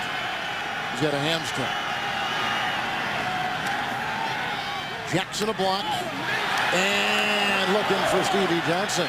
Coverage across the way by Gay, who started a bit last week and now plays in the 5th defensive back slot for the Steelers. Well, Kevin, the Bills, this is just a pass trying to get it over to Stevie Johnson. But remember, they deferred the opening kickoff. They won it and deferred it, hoping to get the ball back first in the second half. It's just if Chan Gailey understands that this offense is better suited for second half of the ball game, put the ball in the hands of Ryan Fitzpatrick. They go right down the field to put points on the board, scoring that touchdown from Ryan Fitzpatrick to Fred Jackson. 4 defensive backs on 2nd down and 10. Caught by Donald Jones, hit by Clark. Jones is a rookie free agent out of Youngstown State. He picks up 4. He's out to the 24. Big 3rd down here. I think their ability to stay on the field. We've seen some good complementary football here in the second half. Fitzpatrick going down the field to score. The defense pitching a 3 and out to get the ball back for Fitzpatrick. You see what his 3rd down numbers are so far on the day. Mike Tomlin told us yesterday he thinks this is a very good situational football team. Yeah, they're good on 3rd down. They're good inside the red zone, and they're good in short yardage and goal line. Now let's see if they can pay it off here. 3rd and 6. He's got him. 1st down, Jackson. Oh, and he vaults off that outstretched arm and crawls to the 35. 10-yard gain. 1st down. Madison on the coverage. Yeah, we said at the top of the game that Fred Jackson was a versatile weapon. We've seen him pass protect, helping to pick up the blitzer to keep his quarterback clean. We've seen him run the ball, where for the last 2 weeks he's had over 100 yards rushing in each of their last 2 games. And now you see him helping the Bills to convert on 3rd down and catch the ball coming out of the backfield. I think the Pittsburgh Steelers really need to pay attention to Fred Jackson. 1st and 10. Ganther was in. Ganther gets the catch. Timmons follows him out of bounds. And a gain of about a yard. Ganther played with Tennessee. He's out of Utah in his 5th year. You ask yourself, why is the Bills, why are they able to convert these 3rd downs here in the second half? When in the first half they couldn't. I think it's their ability to really have positive gains on 1st and 2nd down. They've been facing 3rd and medium, 3rd and short here in the second half. So Chan Gailey's offense more productive on 1st and 2nd down, creating 3rd and medium, where I think it's much easier to convert when you're 3rd and short. Keenan Lewis, Anthony Madison are the 2 extra defensive backs. 2nd down and 9. Wide open, Stevie Johnson. Ike Taylor brings him down. 1st down, catch and run to the 48. 12-yard pickup. And that will conclude the 3rd quarter with the Bills grabbing momentum of the game. They're starting to heat up. Pitch and catch from Fitzpatrick to any intended Bills receiver. At the end of 3, the Steelers 13-7 on CBS. Welcome back to Buffalo in the NFL on CBS, where more people watch the NFL this season than any other network. 13-7 Pittsburgh on top. The Bills have grabbed momentum, and they've got it now. 1st and 10 at their 49. Ganther in the backfield.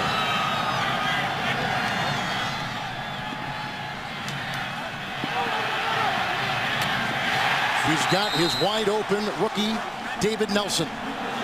Shoved out of bounds across the way. Madison was over in the vicinity, and the gain will take him to the 34. Here's how they're converting on 3rd down. Freeze it here. They're going to just run up the field and then bring the outside receiver underneath.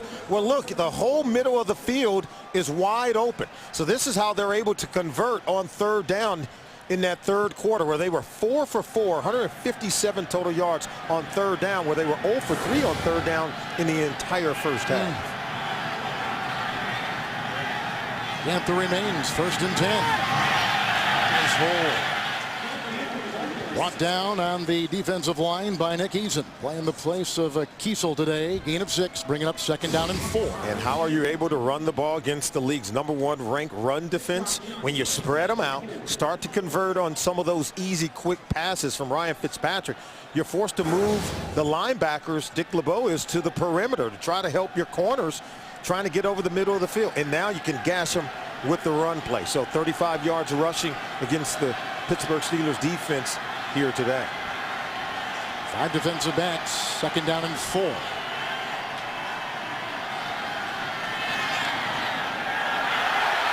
Wow, he had him. There's a flag, and they were going Donald Jones. Coverage downfield. Well, they had Clark down there. Let's see who they actually had on him. Because sometimes there's a handoff, and sometimes Looks like there's Keenan not. Lewis, number 23. Maybe it was. Pass interference. Defense. Number 23. Yep, you're right. Automatic Lewis. first down at the spot of the foul. Remember, McFadden is out because of a hamstring. Lewis matched up against Jones. Just a 9 route. Play with your feet, not with your hands. And so when you jam him, even after he's more than 5 yards down the field, disrupt his ability to get to the football. And Coach Thomas saying, you got to move your feet. You're looking into the backfield instead of cluing in on the man and staying on top of the receiver. Remember, in coverage, you play top down. 5 defensive backs. In essence, a 17-yard penalty. 1st and 10 from the 11. Jackson is in. Who offers a block on Woodley. Ball knocked down. I don't know if it was Ziggy Hood who got in the way of that pass. It's now 2nd down and 10. Ferrier may have been the one. I think that's where the defensive lineman can help. Remember, we talk about quick passes. They're trying to go quickly over the middle of the field to Donald Jones. And if you're a defensive lineman, you don't get enough penetration. Get those hands up into the face of the quarterback because he's looking to get rid of the ball very quickly. On this drive, a 13-yard pass to Johnson, 17-yard pass to Nelson. And don't forget about the 17-yard penalty against Lewis, which gives him this great position on 2nd down and 10.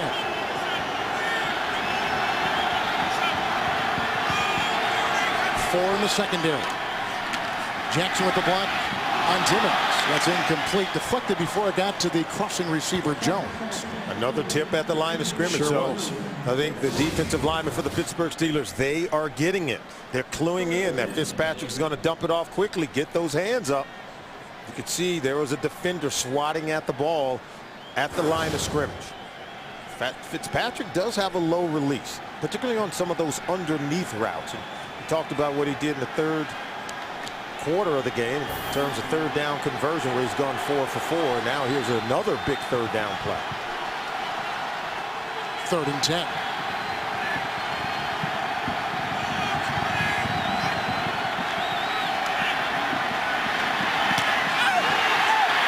They were going for Evans. No yellow.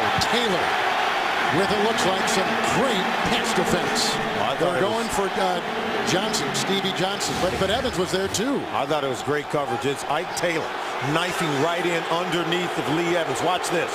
Just a great play. And if you're Evans, you've got to work your way back to the football. But Taylor is an experienced veteran corner who understands that on that slant route, you got to get between the quarterback and the receiver. Lindell will try to knock this in from 29 yards away. And the Bills creep closer, 13-10. Early in the 4th, 10 unanswered points by Chan Gailey's Buffalo Bills. Coming up on the Subway postgame show, join James Brown, Dan, Shannon, Boomer, and Coach Cowher for scores, highlights, and news. That's coming up on the Subway postgame show from our CBS studios in New York. What did you expect to see, and what have you seen as this game has unfolded? Well, remember, we expected Pittsburgh to come out running the football. We expect the Buffalo Bills, a scrappy bunch, to hang around and try to make a push here in the 2nd half. That's exactly what happened. Now, in terms of complementary football, the Pittsburgh Steelers defense, they have leaked some oil the last couple of possessions for the Bills. Now they need help from their offense, putting the ball in play and converting on 3rd down and staying on the field, something they have not been able to do here in the 2nd half. So the Bills open the 2nd half with a fumble by Evans after a catch, but the last 2 possessions, a 65-yard touchdown reception by Fred Jackson, a catch and run, and moments ago a 29-yard field goal. And both those scoring drives helped by fouls, by penalties against Tomlin's Pittsburgh Steelers. Yeah, one penalty against James Harrison on the first Bills drive, and then another on Keenan Lewis. Pass interference to set up the field goal. Lindell's kickoff. Sanders will bring it out. Redmond trying to give a block. McIntyre can't get him. Jones does. The reserve wide receiver with the tackle. 24-yard return. So Ben Roethlisberger with the bad right foot goes back out, nursing a 3-point lead. Let's give our viewers some numbers of the first and second half. Yeah, Pittsburgh's got to be able to run the ball. 75 rushing yards in the first half, only 19 yards running the ball here in the second half. 2 tight ends, first and 10. Mendenhall. They were so patient for that blocking from Miller and from Johnson, the 2 tight ends, and came out telling the ball loose. Wow. They say it's a fumble. Bird's got the ball. Let's see, do we have confirmation from the officials? They are meeting. Per usual. And this is what happened last week. Drayton Florence scooped, recovered a fumble, and returned it for a touchdown to ignite the comeback. I don't think it is. I think they're going to say he was down. The ruling on the field is a fumble. Recovered by Buffalo. Oh! First and 10. Wow, the way that the body language of the defenders was, you thought that they were going to reverse it. And it's as if they want Tomlin to challenge it. Because they said, well, the ruling on the field is this. Let's take a look at it. Twisting, running. He's not down. I think Jarius Byrd took the ball right out of his hands. You are right. Jarius Byrd, number 31. Clearly, Rashard Mendenhall was not down as he's twisting. Now watch number 31. He's going to come off this spin, and then there you go. That's how you tackle the football. And he just rips it right out of the hand of Mendenhall. You see him jumping over the pile, and he did go down. And he was trying to return this one for a touchdown. And watch, he's not down here, but as he hops over the lineman, he's tackled on the back end of the play. Jarius Byrd with the big-time play. First and 10 from the 23. Stevie Johnson. Ferrier having a very nice season, brings him down. Gain of 3 to the 20-yard line. This is exactly what we saw 1 week ago against the Cincinnati Bengals. The Bills effectively did very little in the first half, but now in the second half, they've turned the tables on the Pittsburgh Steelers. Well, what is it about the second half for this team? I just think they better rhythm. It's about the quarterback, Ryan Fitzpatrick. I think he's a slow starter. You see Stevie Johnson, you see what he did in the first half, and now in the second half, 42 yards receiving. Into 5 defensive backs, second down and 7. Jackson slithering to the 13. Brought down by Clark, has the first down, put him to the 14. What did Chan Gailey say about Ryan Fitzpatrick? He has no quit in him. That's what he loves about his quarterback from Harvard. He loves the fact that he's a guy that's smart. He adapts to what he's seeing from the defense, and he's able to put it all together sooner or later, and it looks as though he's ready to crack the code of this Pittsburgh Steelers defense, something we haven't seen a lot of quarterbacks do. That's well said. There seems to be a nice chemistry between Fitzpatrick and the head coach Gailey, as well as his receiver Stevie Johnson. 3rd and 1. And the rugged Fitzpatrick down to about the 13, close to the first down. We'll see. They had brought in the double tight ends, including David Martin and Stupar. Hood was at the bottom of the pile. And if it's 4th down, I think you kick the field goal to go ahead and tie it up if you're Chan Gailey. I'm sure he's wanting to get down there to see exactly how far do they have to get to convert for the first down. Let's see where they spot this ball. Fitzpatrick getting a push. Getting a lot of help, blocking up front. You know, if you saw the beginning of this game on a 13-play opening game drive, almost 8 minutes by the Steelers, you thought they got everything in control. Then they scored their next possession. They're short, as you can see, on a 45-yard field goal. But since that time, punt, field goal, punt, and a fumble by Mendenhall moments ago. So now it is 4th and 1, and they will try for the tie. And take what you get. You had excellent field position after the turnover. Mendenhall put the ball on the ground, and if you're Rashard Mendenhall, you've got to be able to put that behind you because they're going to need him to help close out this game. So here is Lindell. 31-yard drive. He just drilled one from 29. Buffalo has already scored 10 unanswered points. Now they moved it back. They called 32. 32 yards officially. For the tie. At 13.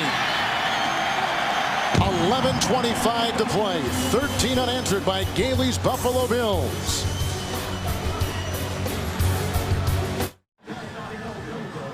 We have 3 mistakes, Solomon, that have led to this resurgent Buffalo comeback. A personal foul on Harrison kept the drive alive for the Bills. A 17-yard pass interference penalty against Lewis in the secondary for Pittsburgh, and then the fumble by Mendenhall, all resulting in Buffalo points. And coaches like Mike Tomlin calls them self-inflicting wounds. It's not anything the opponent is doing as much as what we are doing to ourselves. And he talked about, hey, there are some things that I could do to better prepare my football team. I'm sure these are things that he's taking notes of if they're going to continue their move to try to win a division title. First, they have to take care of business today here in Buffalo. So the Bills, 13 points in the last 7 minutes and 20 seconds, and the kickoff after the field goal of 32 yards. Sanders at the 4. And he was initially knocked off his horse by Arthur Moats. That guy right there, a linebacker. 17-yard return. From TV's #1 comedy to the #1 new comedy, the #1 news magazine, the #1 news show, and the #1 show on television. Thanks for making CBS America's #1 network. First down and 10. 5 will be in the secondary for the Buffalo Bills. Roethlisberger, bad right foot and all. We've not been told if he's got a sprained foot, he's got an arch issue, we don't know. They said right foot injury, that's it. And those are the numbers for Roethlisberger today. First and 10 from the 20. Mendenhall, Kelsey tried to slow him. Look at Mendenhall dig his way, and there he goes. A flag has been thrown. It's going to be on Pittsburgh. There was a tackle by Whitner. It's a 42-yard run. Holding. Number 68. Offense. 10-yard penalty. Replay. First down. That wipes out a 42-yard gain. The hold by Kemoeatu. Kemoeatu, we said he's been struggling. There he is right there against Kyle Williams. Guess who? The hand goes outside. See that hand outside? They turn him, and that's when they are able to call it holding. Hand placement by the interior offensive lineman. You've got to keep those hands squarely inside the shoulder, the framework of the body of the defender that you're blocking. You get the hand outside, they're going to call holding. You can see 4 penalties there on that offensive line today. Takes a big play off the board. Mike Tomlin can only gaze at that board and say, what are you talking about? But I think we were able to illustrate where the holding occurred. Yabodi has come in, 5 in the secondary, first and 20.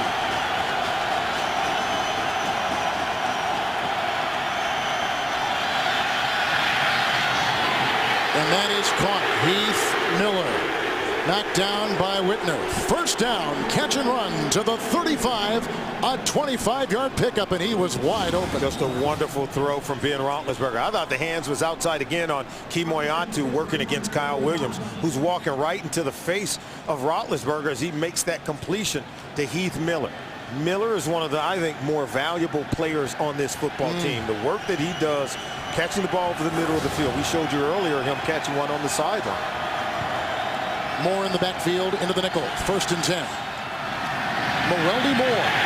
Wow, Torbor comes through. Whitner helps him. And the loss of a yard. It'll be second down and 11. We talk about blitzing the run. That's what they do. Reggie Torbor, number 53, coming. See him just go downhill right away. He didn't wait. They know that the Steelers are going to try to run it on first and 10. So if you're George Edwards, the defensive coordinator for the Bills, you say, let's just go blitz it right away and get some penetration into the backfield and make a tackle for a loss. 6 defensive backs. Second and 10.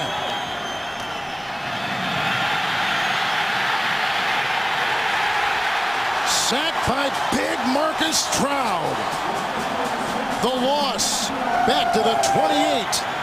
Another sack, the 4th on Roethlisberger. A loss of 8 on the play. He is down. He's down. This 4-man rush, they've gone to a 4-man down line, Kevin. We talked about it at the beginning of the game. It starts with Kyle Williams. He's able to get movement, so 2 guys block him, and then Stroud comes off. See, if you got Pouncey and Kemoeatu on Williams, then Stroud's working one-on-one. And so he's able to come out and get the tackle, but the pressure initially, you can see Ben's bent back. Watch the left leg. He was on Holding that on to a knee. Yeah, you're right. Boy, he is really limping. An extra 300 pounds of Marcus Stroud on his back. 3rd and 18. 6 defensive backs. Heath Miller at his side.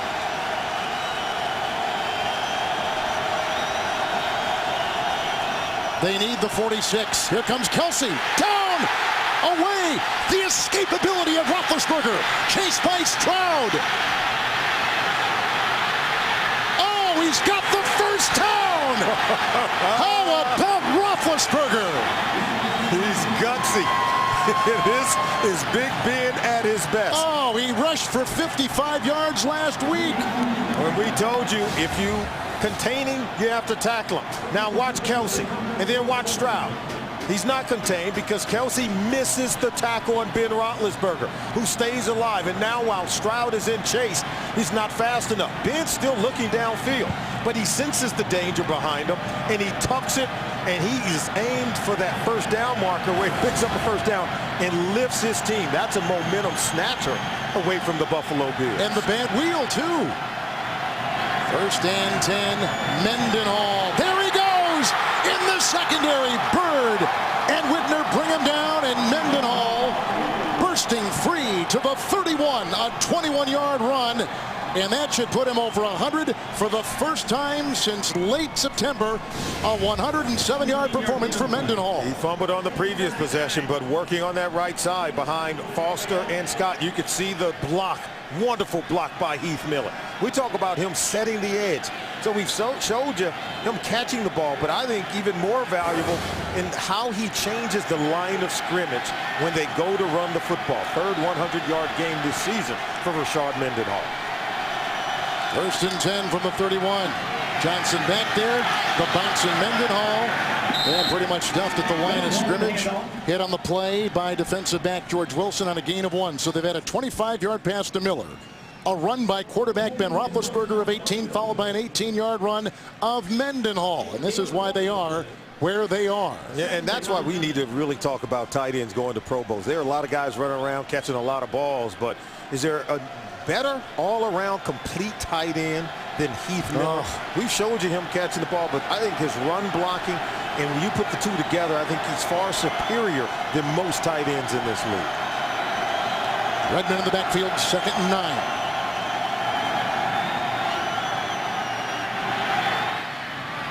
Looking for Miller. Coverage on the play by defensive back Brian Scott. 3rd and 9. And we said that in the game of complementary football that the Pittsburgh Steelers offense needed to do something on this possession. Keep their defense rested on the sideline. Start to move the ball. Convert on 3rd down where they're facing another one here on this play. They're 9 of 13 in the game on 3rd down so far. None bigger than the one they're facing right now with Ben Roethlisberger in shotgun formation. And just some perspective here. If they try to field goal, it'll be 48 yards away. Mowelde Moore will be at the side. 6 in the secondary. 3rd and 9.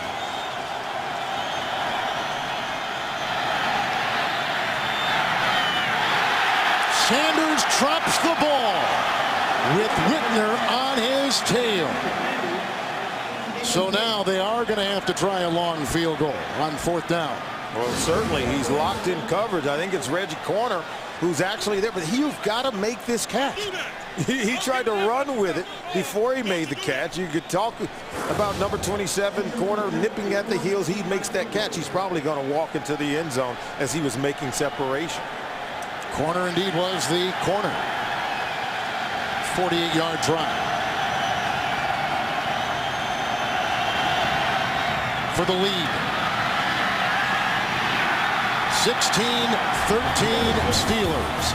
6:19 to play. Plays of 25 yards to Miller. An 18-yard run by Roethlisberger. 18 by Mendenhall. Then this 48-yarder for the lead. Sean Sweezum with field goals of 48 moments ago to give them the lead. 46 and 45. They cut longtime kicker Jeff Reed. They get this guy. They make a change in their offensive line. Tomlin not afraid to tweak this lineup. He said every week we evaluate everyone, including myself. And after the Patriots game, there was a lot of soul searching, making some changes. McKelvin, there's a flag down. He finds a seam.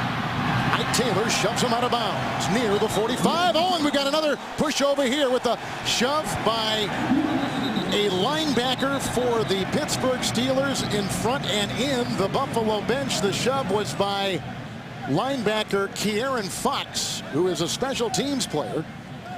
And let's see. The ex-Kansas City Chief will see now what the flag goes on. There was a flag, in fact, thrown as the ball was being returned. The secondary flag was on Fox on the sideline, a 26-yard return. Yeah, he was working in that bench area on the Buffalo Bills sideline.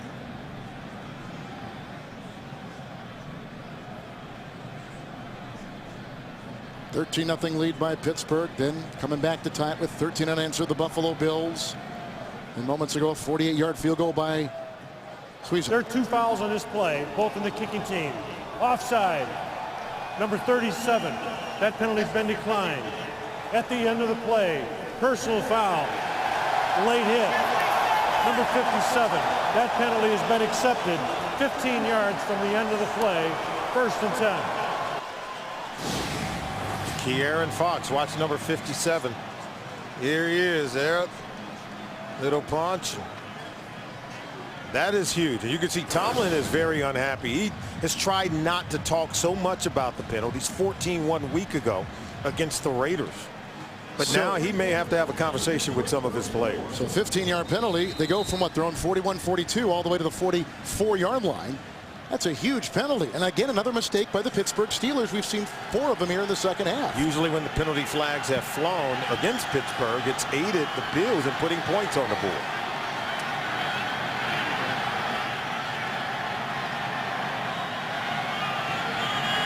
Six in the secondary. It is 1st and 10.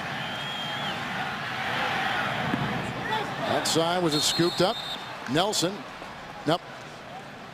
2nd and 10. Let's go to James Brown in New York. Kevin and Solomon, that was mild at your game compared to this one here. Take a look, Cortland Finnegan passing out some bad advice to the mild-mannered Andre Johnson. He goes berserk after getting his helmet snatched off by Finnegan, and it is on from there. Both players, of course, tossed from the game as a result. I think they might be hearing from the commissioner's office later this week. Kevin and Solomon. That Tennessee Titan team is something, aren't they? Huh? They're feisty, but sometimes you can go too far. They give him a 4-yard catch. Nelson then bringing up 2nd down and 6. And the gain down to the 37-yard line by Fred Jackson on a gain of 2. So now they got a player down now for, that is, I believe, Nick Eason, who is down. It is at the 41. The mistakes by the Pittsburgh Steelers, we mentioned this before, the personal foul by Harrison kept the drive alive. Then there was a penalty on Lewis, 17-yard penalty. We see a fumble by Mendenhall and a foul right there by Fox. Timeout. Eason walking off, and you looked at the replay, you thought they may have rolled up on his right ankle. Yeah, his own teammate James Harrison rode up on that right ankle, and Eason's walking gingerly, very carefully, and we'll show you that right there. It's that right ankle, number 92, his own teammate rolled right up on it. I think he was able to get it out from up under Harrison, or it could have been worse.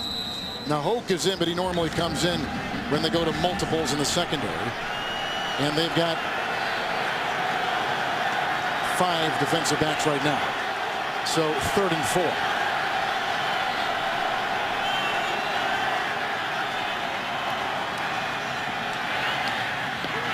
Johnson did not get the first down. Polamalu was there. The gain to the 36. He needed the 34. So now 4th down and about 2. I love the way they disguise the defense for the Pittsburgh Steelers. They go over to that trips receiver side and watch the rotating Troy Polamalu underneath, trying to take away that quick throw to Stevie Johnson. How about this? We're going to have the #1 run defense go up against this team on a huge play here. 4th down and a long yard. How about this? Let's see, you get Fitzpatrick under center where he's normally in an empty set in the shotgun. McIntyre's in motion. They got the first down. Working on Gay, Stevie Johnson, who was huge last week, picks up 9. Clock is stopped at 4:30. And the ball down to the 26. This is very smart because you got man-to-man coverage on the outside. And that's where most of the cushion is being given up by Gay. And he doesn't close nearly fast enough on Stevie Johnson. Johnson, who we saw drop the ball, put the ball on the ground early in the game, and it's been more sure-handed here in the second half. The nickel on 1st and 10.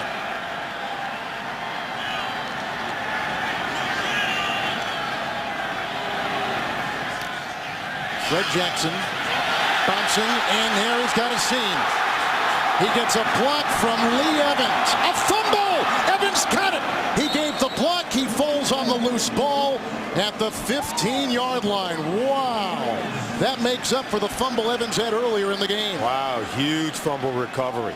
Pittsburgh Steelers initially had this play stopped at the point of attack. Look, they hit him in the backfield, but Ferrier can't make the tackle. And Jackson is aware. He goes out the back door. Then watch the strip there by Gay. And then Evans smartly and alertly pounces on it. Missed opportunity by Pittsburgh after forcing the fumble. Look at Gay prying that ball loose. And in comes Evans to fall on. 11-yard run. Ganther on 1st and 10. Bulldozes to the 11. And we got Harrison along with Timmons down there. Clark making the stop on a gain of 3, bringing up 2nd down and 7 from the 12. In Buffalo, Chan Gailey said, hey, we only need to run the ball effectively. 57 rush yards against Mike Tomlin's defense. But they're able to extend drives where now they're deep inside Pittsburgh Steeler territory. You got to believe they're going to take a shot on the outside. They like to run picks and screens to get the outside receiver free over the middle of the field. 2nd and 7. The blitz. Off the head. Polamalu with the interception. Troy Polamalu has done it again. Off the hands of Johnson. His 2nd takeaway today and his 4th interception of the year. Who else but Polamalu? Quick slant from the outside. Watch Polamalu. You intercept all tips and overthrows is what Mike Tomlin told us in our meeting with him yesterday. And no one needs to tell Troy Polamalu where to find the football. That ball goes up in the air, and Stevie Johnson thinks he's going to have a second chance to get it. Troy Polamalu says, I'm going to come down with it. Getting the turnover for the Steelers, they desperately need it. Wow. He didn't practice this week. He's had Achilles issues. A muscle, in fact, in back of the Achilles has been the problem. Now we've got 3 timeouts apiece. Do you spend a timeout here, perhaps? What do you think Pittsburgh's going to do? They are going to run the football. Would you challenge that last play? Did it hit the ground before it got his hand? Looks like a catch to me. It did to me as well. 1st down and 10, Mendenhall. Over 100 yards today. Williams around his waist on a gain of 3. It's Moot now to the 9-yard line. Mendenhall, 2nd down and 7. So without even practicing this week, Polamalu comes up with his 4th interception. He had one last week against the Oakland Raiders. What a play. He's a rare combination of both a cerebral player as well as a physical one. We remember him in Nashville jumping over and hurdling the line of scrimmage to sack Kerry Collins in the back of the end zone. And what a play when the Pittsburgh Steelers needed it most. How about the Gutty Roethlisberger? 2nd down and 7. Mendenhall again stuffed. Kelsey was right there. And it's a gain of 4. Posluszny was there as well.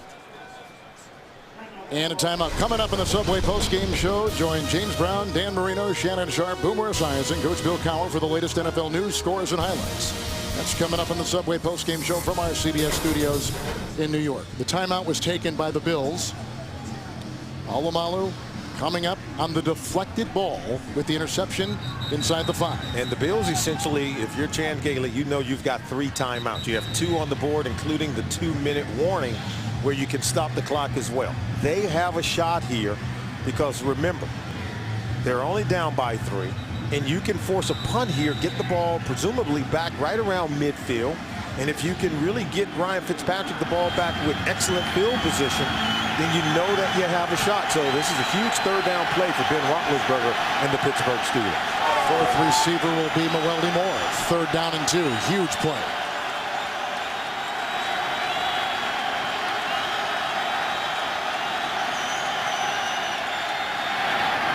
First down, Mewelde Moore. Hit by Posluszny. They move the chains. He's to the 22 on an 8-yard catch and tumble. The 2-minute warning. 1:58 to play. The Steelers on the move and with the lead. After being down 13-0, Ryan Fitzpatrick and these Bills with a furious comeback to tie it at 13. We saw a field goal moments ago by Sweezum of 48 yards to give them the lead. And then just when Buffalo was down deep in Pittsburgh territory, there was an interception by Polamalu. 1st and 10. 2-minute warning at 1:58. Mendenhall over 100 yards today. And brought down on the play by Adele. There is no gain. And a timeout taken by Buffalo.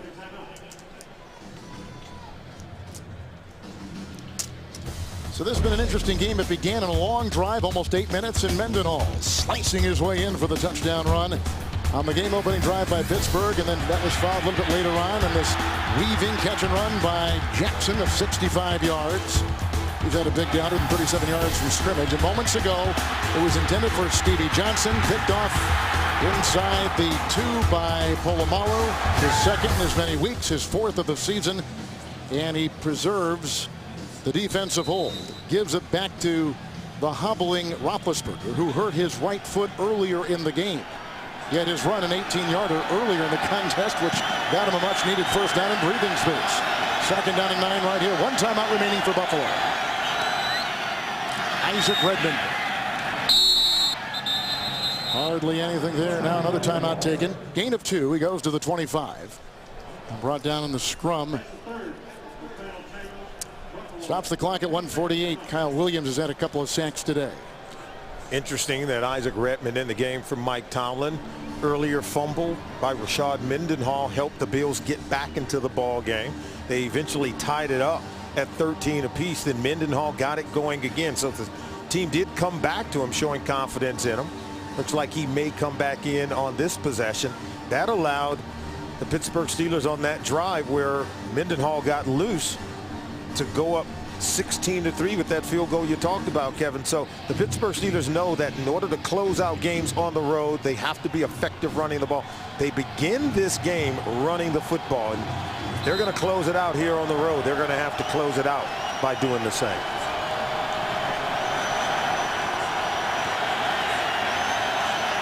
Five defensive backs, 3rd and 7.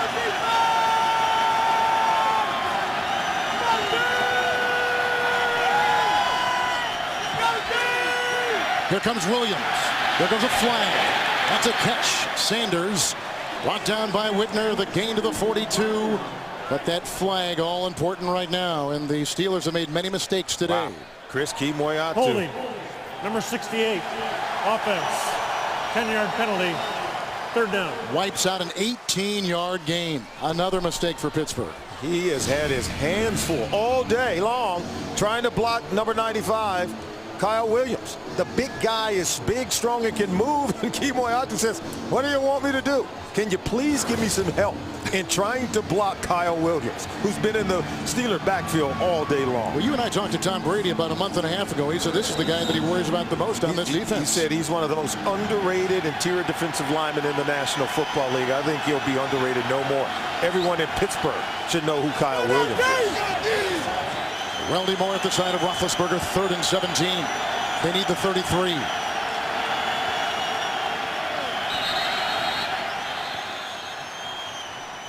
False start. Buffalo is out of timeouts. False start. Number 72. Offense. 5-yard penalty. 3rd down. Jonathan Scott, the left tackle.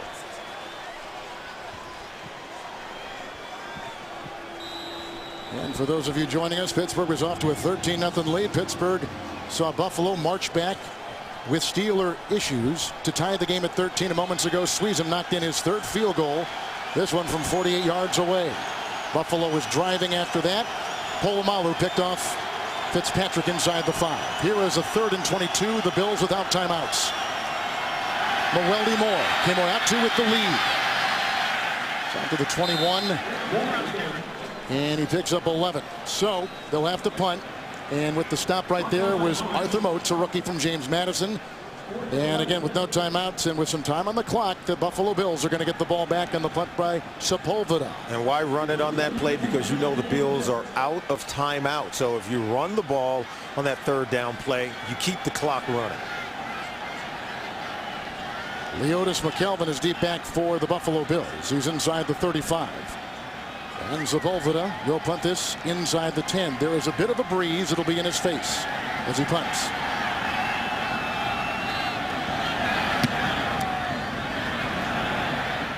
He'll return it from the 37.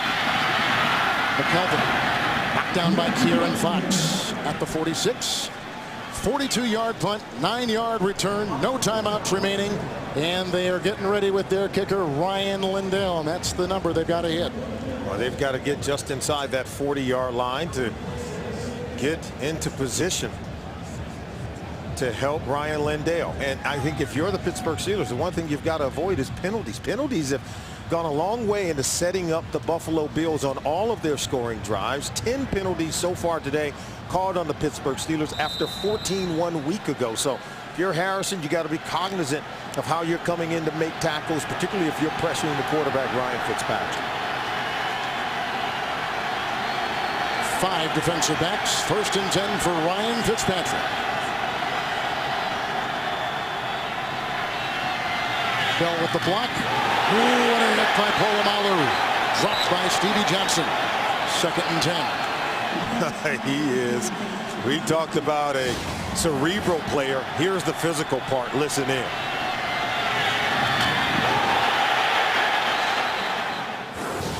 And like we said earlier to our audience, he did not practice Polamalu this entire week with a muscle strain in back of his Achilles.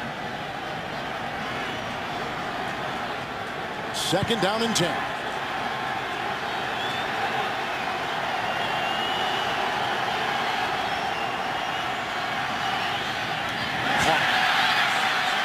Nelson. Oh, did Polamalu take it away? Nope. The rookie free agent out of Florida, Nelson, has made the catch. 1st down, 39-yard line. That is a catch at 15 yards. They spike it, clocking the ball. It'll be 2nd down and 10. And they're just inside that 40-yard line. They're just on the edge of Ryan Lindell's kicking range. And here's the catch. There's the catch. Did he get that ball out? I think he was down. Appears as though his backside hit the turf prior to the ball coming out. They are going to review it upstairs. We have just been told by our official, John Perry. They're going to, oh, look at that. I don't know if that ball hit the ground. Was he on top? Yes. Of Polamalu. When Polamalu went to strip, they like to get another look at it. And it's a booth review from the NFL booth, and they call everything inside to review inside 2 minutes. There's the strip. Wow. Can't tell there if Nelson was on the ground when he landed or if he was laying on top of Polamalu. Here's your definitive view right here. There's a knee down. Yep. I think that's down. He's down. Yes. And then ball comes out. Bill's very fortunate. Here's a Baltimore team that we're going to see next week. This Pittsburgh team play, which is tied with the Steelers. Baltimore will play Tampa. They're going to kick that ball off in a matter of moments. They're both at 7-3 coming in. Some people said for the Pittsburgh Steelers, this might be a trap game against a resurgent Buffalo team, which had won 2 consecutive games coming into today against the Steeler team, which is coming off a nice confidence-building win last week over the Oakland Raiders, 35-3. Well, there's no way I think Mike Tomlin's team overlooked the Buffalo Bills based on what they did last week in Cincinnati, coming back from that 21-point deficit. I think if if Buffalo goes on to win this game and they still need to kick a field goal, possibly to send it into overtime, still work to be done. I don't think it'll be because Pittsburgh overlooked them. I think this is just who the Bills are. They are work in progress. As Chan Gailey told us when we talked to him, they continue to improve, and you know you're going to get their best shot in the second half. It was 13-0 Pittsburgh, and they were rolling right along. And then the Bills came back, taking advantage of some miscues. Polamalu had an interception which was so important moments ago inside the 5, stopping a Bills drive. After reviewing the play stands as called. It was a catch. The knee was down prior to the loose ball. That replay took place prior to the spike. Therefore, it'll be 1st and 10, Buffalo. So they gain it down on top of that.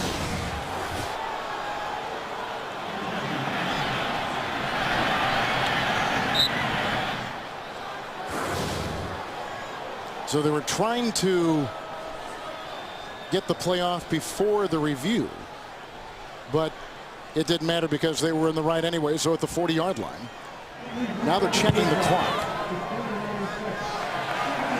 as Ryan Lindell continues to warm up on the Buffalo sideline. As you take a look at his career long, 3 seconds have been added to the clock. Right, nothing is easy here at Ralph Wilson Stadium when it comes to kicking the ball. Polamalu is playing 20 yards off the line of scrimmage with Ryan Clark. And it looked like the Bills are going to try to get even closer for Ryan Lindell. Boy, that's taking a chance against this defense. 1st and 10. Incomplete. Gay was there. Evans was in the sights of Fitzpatrick. 2nd and 10. Clock at 22. Buffalo, no timeouts. Yeah, that's really taking a chance. You're trying to throw the ball, trying to advance it. Now watch Gay slicing in front. You can see Lee Evans got one eye on the ball, one eye on the oncoming safety, Ryan Clark. Should be noted the wind will be at the back if they decide to kick. It will be at his back. Right now it's from 58 yards. You see if they can get closer. 2nd down and 10. That's caught. Nelson again. Tumbling to the 31. Brought down by Timmons. Picks up 9. 3rd and 1. Clock continues to go. 3rd and 1. Now 4th and 1. And here comes Lindell. About 49 yards away, depending on where the hold will be. Earlier this season, the Bills suffered a couple of overtime losses. They're playing for overtime here if Ryan Lindell can convert and knock this one through the upright. So they've been here before. Look at Chan Gailey. He's excited the way his team has moved the ball here, especially in the second half. He should be excited the way he's coached his team up in the second half of the season. 49 yards. Mormon will hold. Sanborn will snap it for the top. Timeout was taken by Pittsburgh. Little freeze play there by Mike Tomlin. That one appeared to have sailed through the uprights for Lindell. It did. Look at him. Timing it up. What do you think of this? Is that going to be something you think the competition committee is going to work on? It's gamesmanship. I think you have a right to be able to call a timeout. What if he has 10 men on the field and need to call a timeout? He did make it. You know, week 8, this Buffalo team was in Kansas City. We're tied at 10 in overtime. Lindell appeared to kick a game-winning 52-yard field goal, but the Chiefs called timeout before the kick. His second attempt hit the upright, and the Bills wound up losing 13-10. Let's see if it's the same thing here. 49-yard try. Wind at his back. 7 seconds to play. Got it!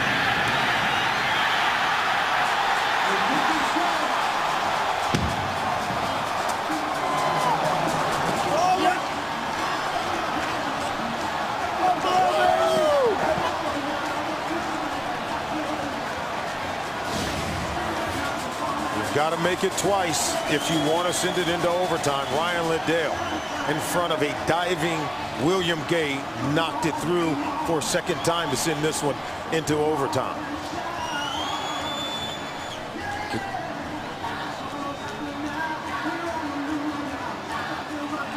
Jan Gailey was calling the plays for Fitzpatrick. There were a couple of big-time catches on that drive to set up that game-tying field goal by a rookie free agent out of Florida.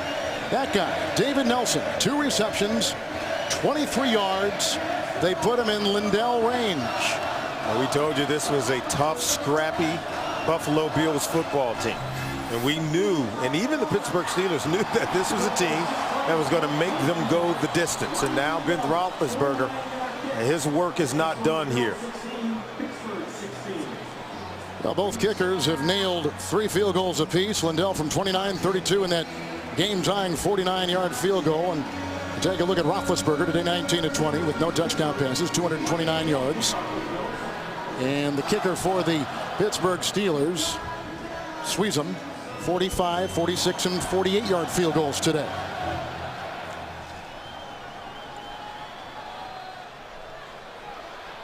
Mewelde Moore. Hit by Cordo down at the 26. Overtime in Buffalo. After being up 13-0, the Pittsburgh Steelers find themselves tied at 16 with the 2-8 Buffalo Bills, who coming into today have won 2 consecutive games. And remember, the same overtime rules work in regular season play. As you take a look at the coin toss, we'll decide possession. It'll be a 15-minute period, 2 timeouts per team in overtime, and no coaches challenges. It has to come from the booth. The first team, Kevin, to score, that's who wins. John Perry is our referee. We're going to play 1 extra period, overtime. Similar to fourth quarter, timing rules exist. Only difference is replay will initiate all reviews if needed. Each team will get 2 timeouts during this extra period. Pittsburgh, visiting team, what is your call? Tails. The call has been tails. And it is a hit. Buffalo's won the toss. Buffalo won the overtime toss. They will receive. Little extra helping on this Thanksgiving weekend of NFL football overtime in Buffalo. The first place Steelers and the Bills. Mendenhall, as you can see that graphic right there, over 100 yards for the first time in late September. Fitzpatrick, though, interesting numbers. First half, 45 passing yards, 200 passing yards in the second half.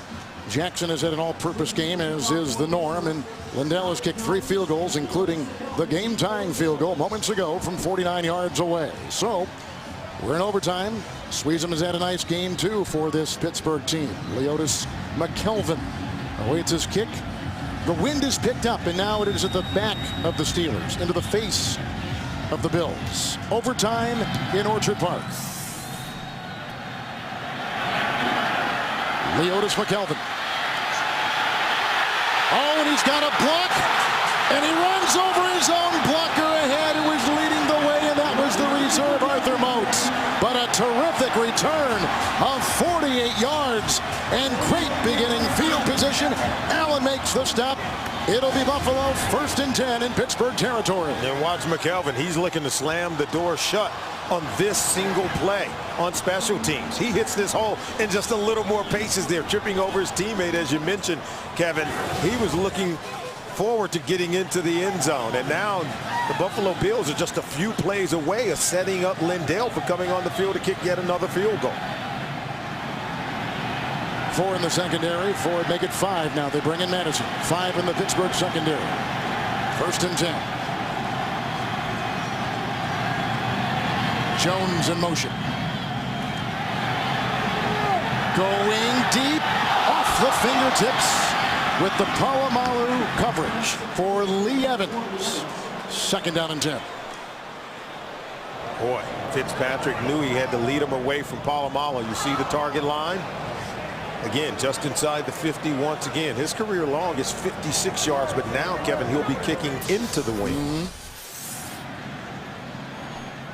How about that play selection on 1st and 10? I like it. Taking a shot down the field. We told you that Fitzpatrick was fearless, but he knew where Polamalu was and was leading the receiver away from Troy, where only his guy could get the ball. 2nd and 10. On the money. Nelson, he's been the story here late in the game. down to the 42 and hit on the play. Clark was there. Gain of 7. 3rd down and 3 for the Bills from the 42. Quick, short passes from Fitzpatrick. It's what jump-started this offense here in the second half. And Pittsburgh seemed to be content with giving him those underneath throws. They're not blitzing Fitzpatrick enough. They know he's a smart Harvard kid. He can figure it out. And all he's got to do is find the open guy. Into the nickel, 3rd and 3.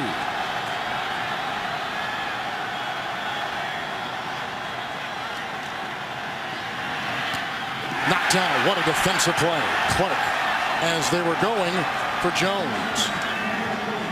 And that time they did blitz, bringing an extra defender, forcing the 3-step drop for him to throw the ball. Now you can see Harrison coming up the middle. And that if you're Clark, you have to jump the route. You know it's a 3-step drop. We call it a hot route, going to the receiver who he expects to get the ball to. And Clark broke on it, was able to knock it down. Mormon, who's been known to throw and run, will punt. Antoine Randall is back. Oh, it's going to be placed beautiful. Absolutely perfect. At the 3, make it the 4. 37-yard well-placed punt by the 10-year veteran Brian Mormon, who is an All-America track athlete at Division III Pittsburgh State in Kansas. Now here's the hobbling Roethlisberger, bad right wheel and all, out there marooned at his 4. Oh, he could have got some help from Antoine Randall. Mike Tomlin told us before the game that if it's windy here at Ralph Wilson Stadium, he was going to play the veteran Antoine Randall and put him back to catch those punts where they would end up with better field position. He thought about playing Emmanuel Sanders, but he says, I'm not going to put the young guy in that situation. Thought he'd get better results with the veteran. Couple tight ends, bottom of your screen, 1st and 10. Mendenhall over 100 yards today. Still digging and finally brought down on the play by Adele, the veteran linebacker. It's a gain of 2. He's up to the 6. And it's the hidden yardage in special teams. The long return by Leotis McKelvin. The inability of Antoine Randall to make the catch on the punt from Mormon that has the Pittsburgh Steelers pinned deep inside their own 10-yard line. And so you can't afford an offensive mistake down here in terms of a turnover because you give the Bills the ball at point-blank range. 2nd down and 8. Mendenhall. Heath Miller out there blocking. Buzz Lesney brings him down at the 10. And a gain of 4. You know who's been quiet the second half has been Hines Ward. 6 receptions in the first half. 1 reception here in the second. Oh, absolutely. I think the ball has gone more to Heath Miller. Yes. A little bit more to the other receivers, checking it down to the running back. But, you know, we talked about being pinned deep down in your own territory. I think Bruce Arians understands you can't afford the mistake, so they run it on the first 2 plays here. Let's see what they do on 3rd down. 6 defensive backs. Ubodi has come in. They need the 14th. 3rd and 4.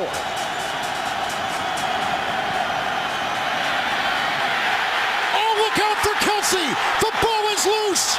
Down at the 1. Chris Kelsey jumping on the back of Roethlisberger. We told you he's a game changer coming off the edge right here, working against Flozell Adams. He dips that shoulder and look, stays alive. And he nearly gets the ball out. He does, but it falls right into the lap of Ben Roethlisberger at the half-inch line. We talked about the costly mistakes down inside their own territory. That's the 5th sack. Wow. On Roethlisberger. McKelvin, who had that terrific 49-yard kickoff return moments ago, is back in single safety formation. Return the punt back just outside the 35-yard line of the Pittsburgh Steelers. One of the best punters in the league, Sepulveda, will be punting. Looking for hang time. Driving him back to the 43. Leotis McKelvin. Oh, he fumbled the ball! Pittsburgh, Buffalo, Pittsburgh, who's got it at the 35? That changed hands about 3 or 4 times. And it looks like Pittsburgh was at the bottom of the pile. Number 37, I saw Anthony Madison hovering around the ball. Where some guy lost his helmet in there. It's Ryan Mundy. And Mundy would gladly exchange his helmet for the football in this case. Boy, this is a Buffalo's ball.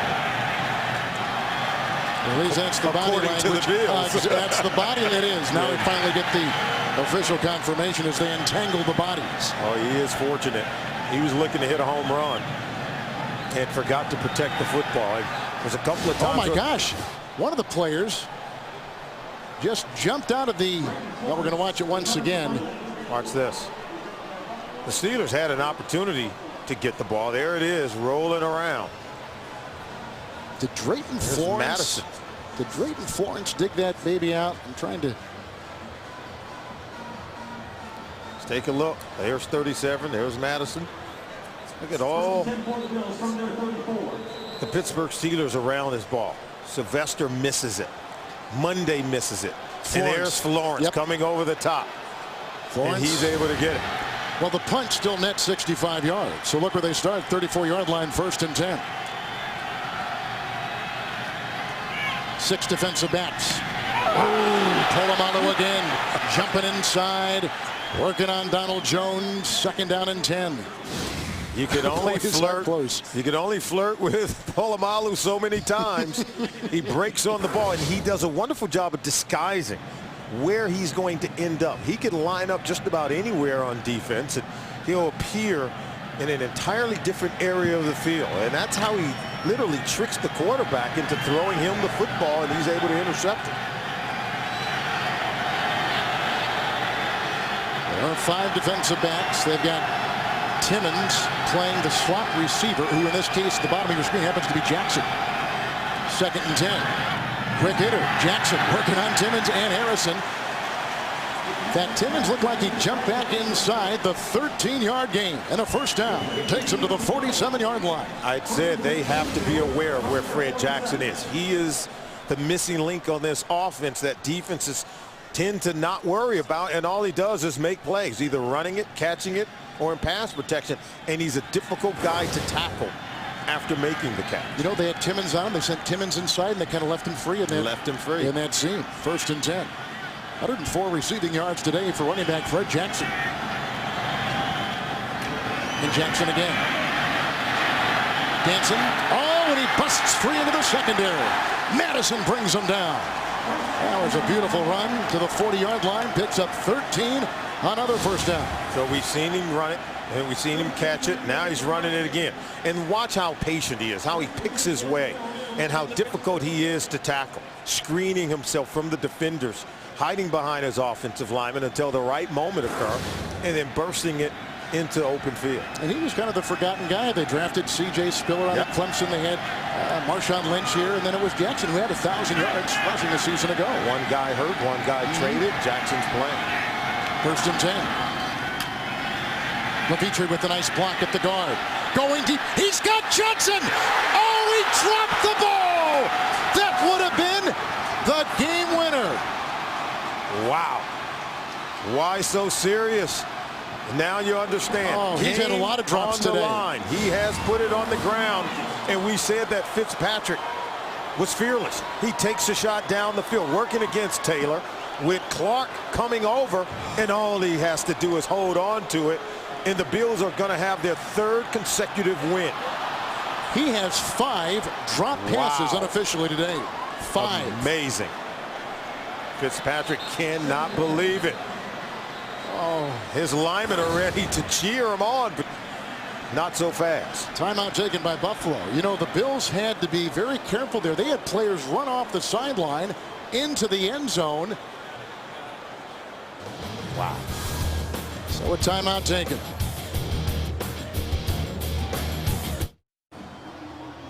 The hero of last week with 3 touchdown receptions in the comeback against the Cincinnati Bengals has really struggled today. Johnson has had 5 drops for the Buffalo Bills. And when we talk to Chan Gailey, his head coach, he says he does a lot of things well, but he does need to be more disciplined. And we say, well, what do you mean specifically? He said, just needs to be more focused throughout the course of a football game. 2nd and 10.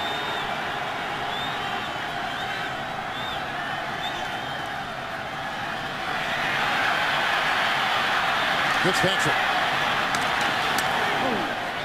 Hit by Timmons, waylaid by Hampton, picks up 4 on the scramble. He's down to the 36-yard line. Fitzpatrick stumbling around, and I think he had forgot to protect the ball. I think he was fortunate to hold on to that one. He took a lick from Lawrence Timmons. But Fitzpatrick, boy, he's fearless, coming up, throwing the ball, and they appear to be, I think, close to field goal range. And our target line said inside the 40, but kicking into the wind, I think they need to get it closer to that 35-yard line. Good point. 3rd and 6. Into the nickel. Here comes Timmons. Got away from Harrison. Finds the 39. Flag is down. Ferrier was among a couple to bring him down, along with Ike Taylor. Huge play because they lost on the play. Now they're closer to the 40, and if it's a penalty, I think if you're Pittsburgh, you've got to accept it.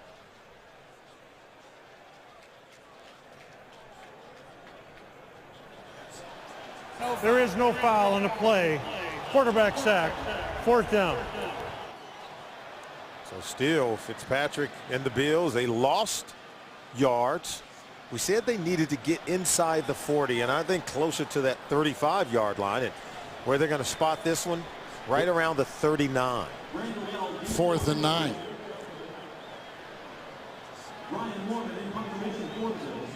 They appear as though they're going to punt it. And I say appear because they're lining up in punt formation. It's Antoine Randall. Last time he punted from about here, it was down at the 4-yard line. Will he be as lucky this time with the knuckleball? Nope, to the 20.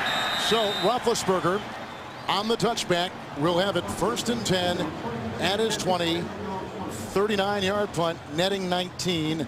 And we told you before and throughout the afternoon, this is a Pittsburgh team coming in 7-3, tied with Baltimore, who beat the Steelers earlier this year. So that sets up what could be a terrific game next Sunday night. Ravens and Steelers.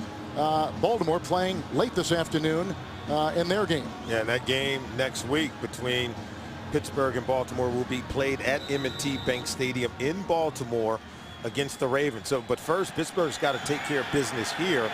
And the best they could do is split with the Ravens if they win next week. Ravens today playing Tampa Bay. Great story of their own in the NFC South. 1st and 10.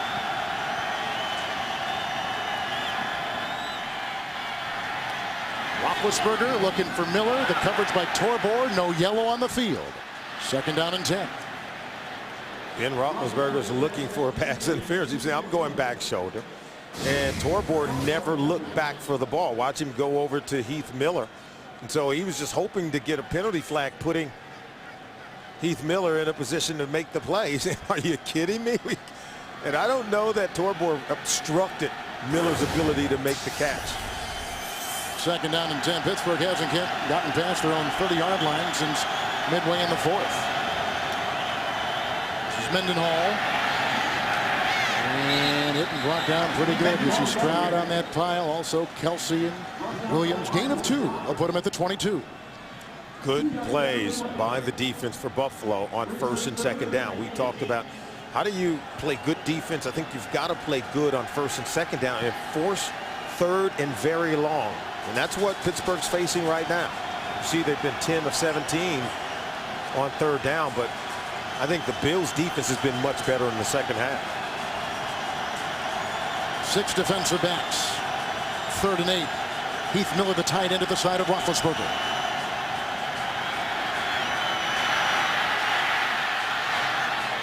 Caught. Wallace. And working on the defensive back, Drayton Florence. 17-yard pickup. Gets the 1st down. They'll spot him at the 39. And now we see Ben, his ability to extend the play. The first phase of the play, it's dead. Second phase, it's dead also. But as he rolls to his left, Wallace is able to uncover and get open. And they know it. He said, hey, you have to stay alive when Ben Roethlisberger is at quarterback. And watch Drayton Florence. See, he loses vision on Mike Wallace, and that's how Wallace was able to get open. On 1st and 10, this is Mendenhall. Johnson, the tight end, leading the way. Oh, and a big hole for Rashard Mendenhall. Brought down by Leotis McKelvin, head over heels to the 48, and picks up 8 yards on the play. Now Mendenhall, 32 carries, and 134 yards on the ground. And how about the block by Hines Ward to seal the edge, allowed Mendenhall to bounce outside. You can see the target line is the 30-yard line for Schweizum. He does have the wind at his back.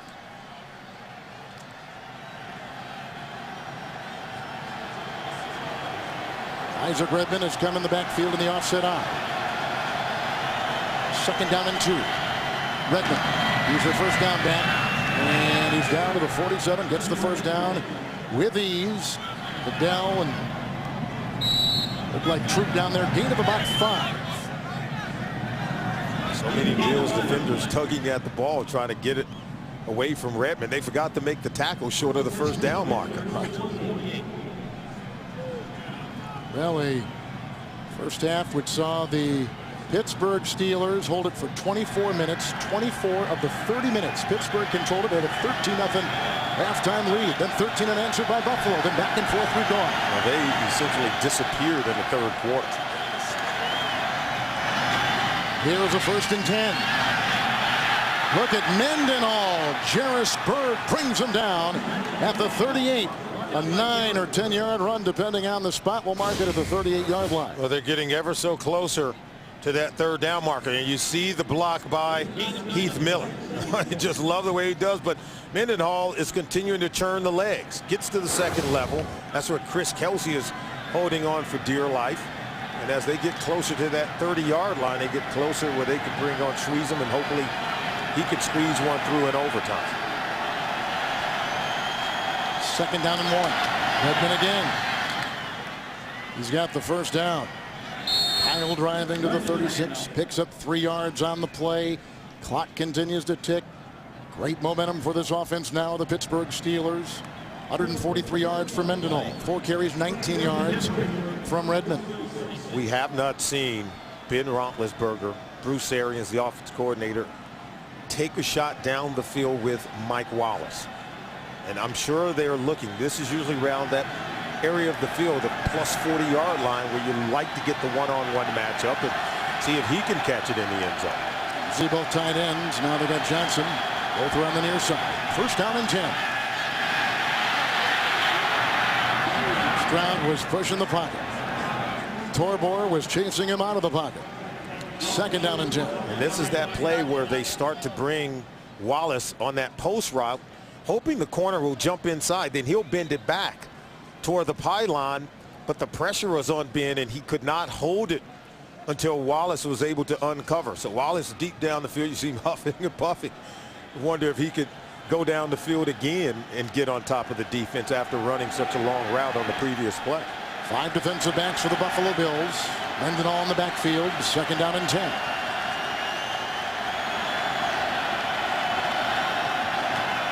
Mendenhall came out to a big-time block.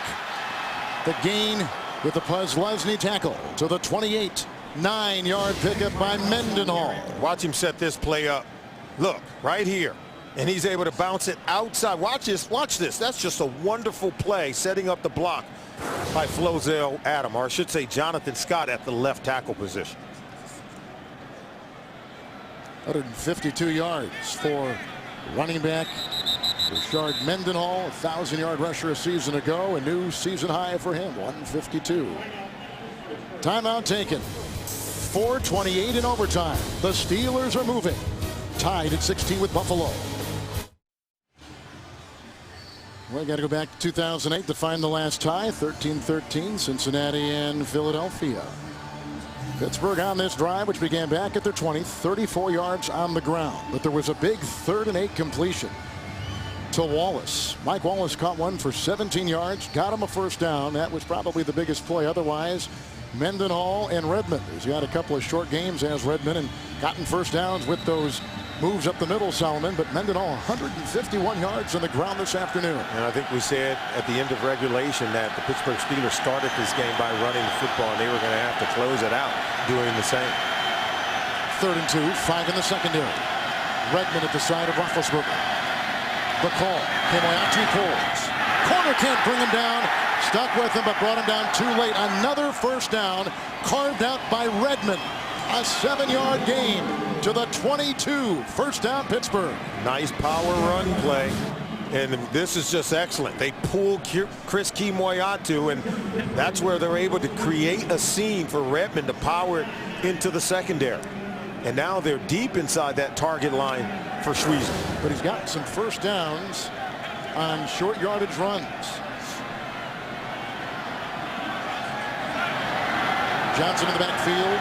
1st and 10 with Mendenhall, who gets the handoff in the Johnson lead block.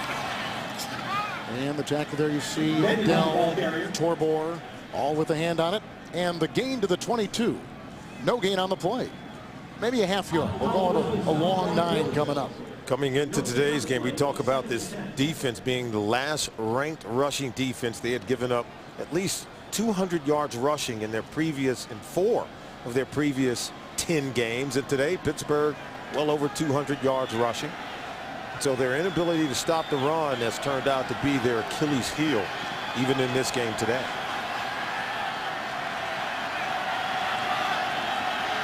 Trey Essex is coming as an extra tight end. 2nd and 10. Essex, who's normally a tackle, comes in as a tight end today because Spaeth is out with a concussion. That was a handoff to Mendenhall and no gain on the play. Still have to be impressed with the way this Buffalo Bills football team has continued to fight under Chan Gailey. They're looking for their 3rd consecutive win. Had an opportunity to do so if Stevie Johnson can make the catch in the end zone here in overtime. So here is the kicker, Schweezer, taking the place of the ineffective Jeff Reed. This will be a 41-yard field goal for the game. Sepulveda to hold. Wind at his back. And the Steelers have won in overtime on a 41-yard field goal. They go to 8-3. They are in no worse than a tie for first place, which sets up a beauty next week against Baltimore, who they are tied with. Yeah, he squeezes it right through the upright, Kevin. They set the table for him. And boy, did the Bills give the Pittsburgh Steelers a scare. Squeeze them today. Field goals of 45, 46, 48, and 41 yards. The game winner. And Mike Tomlin and the Steelers go to 8-3.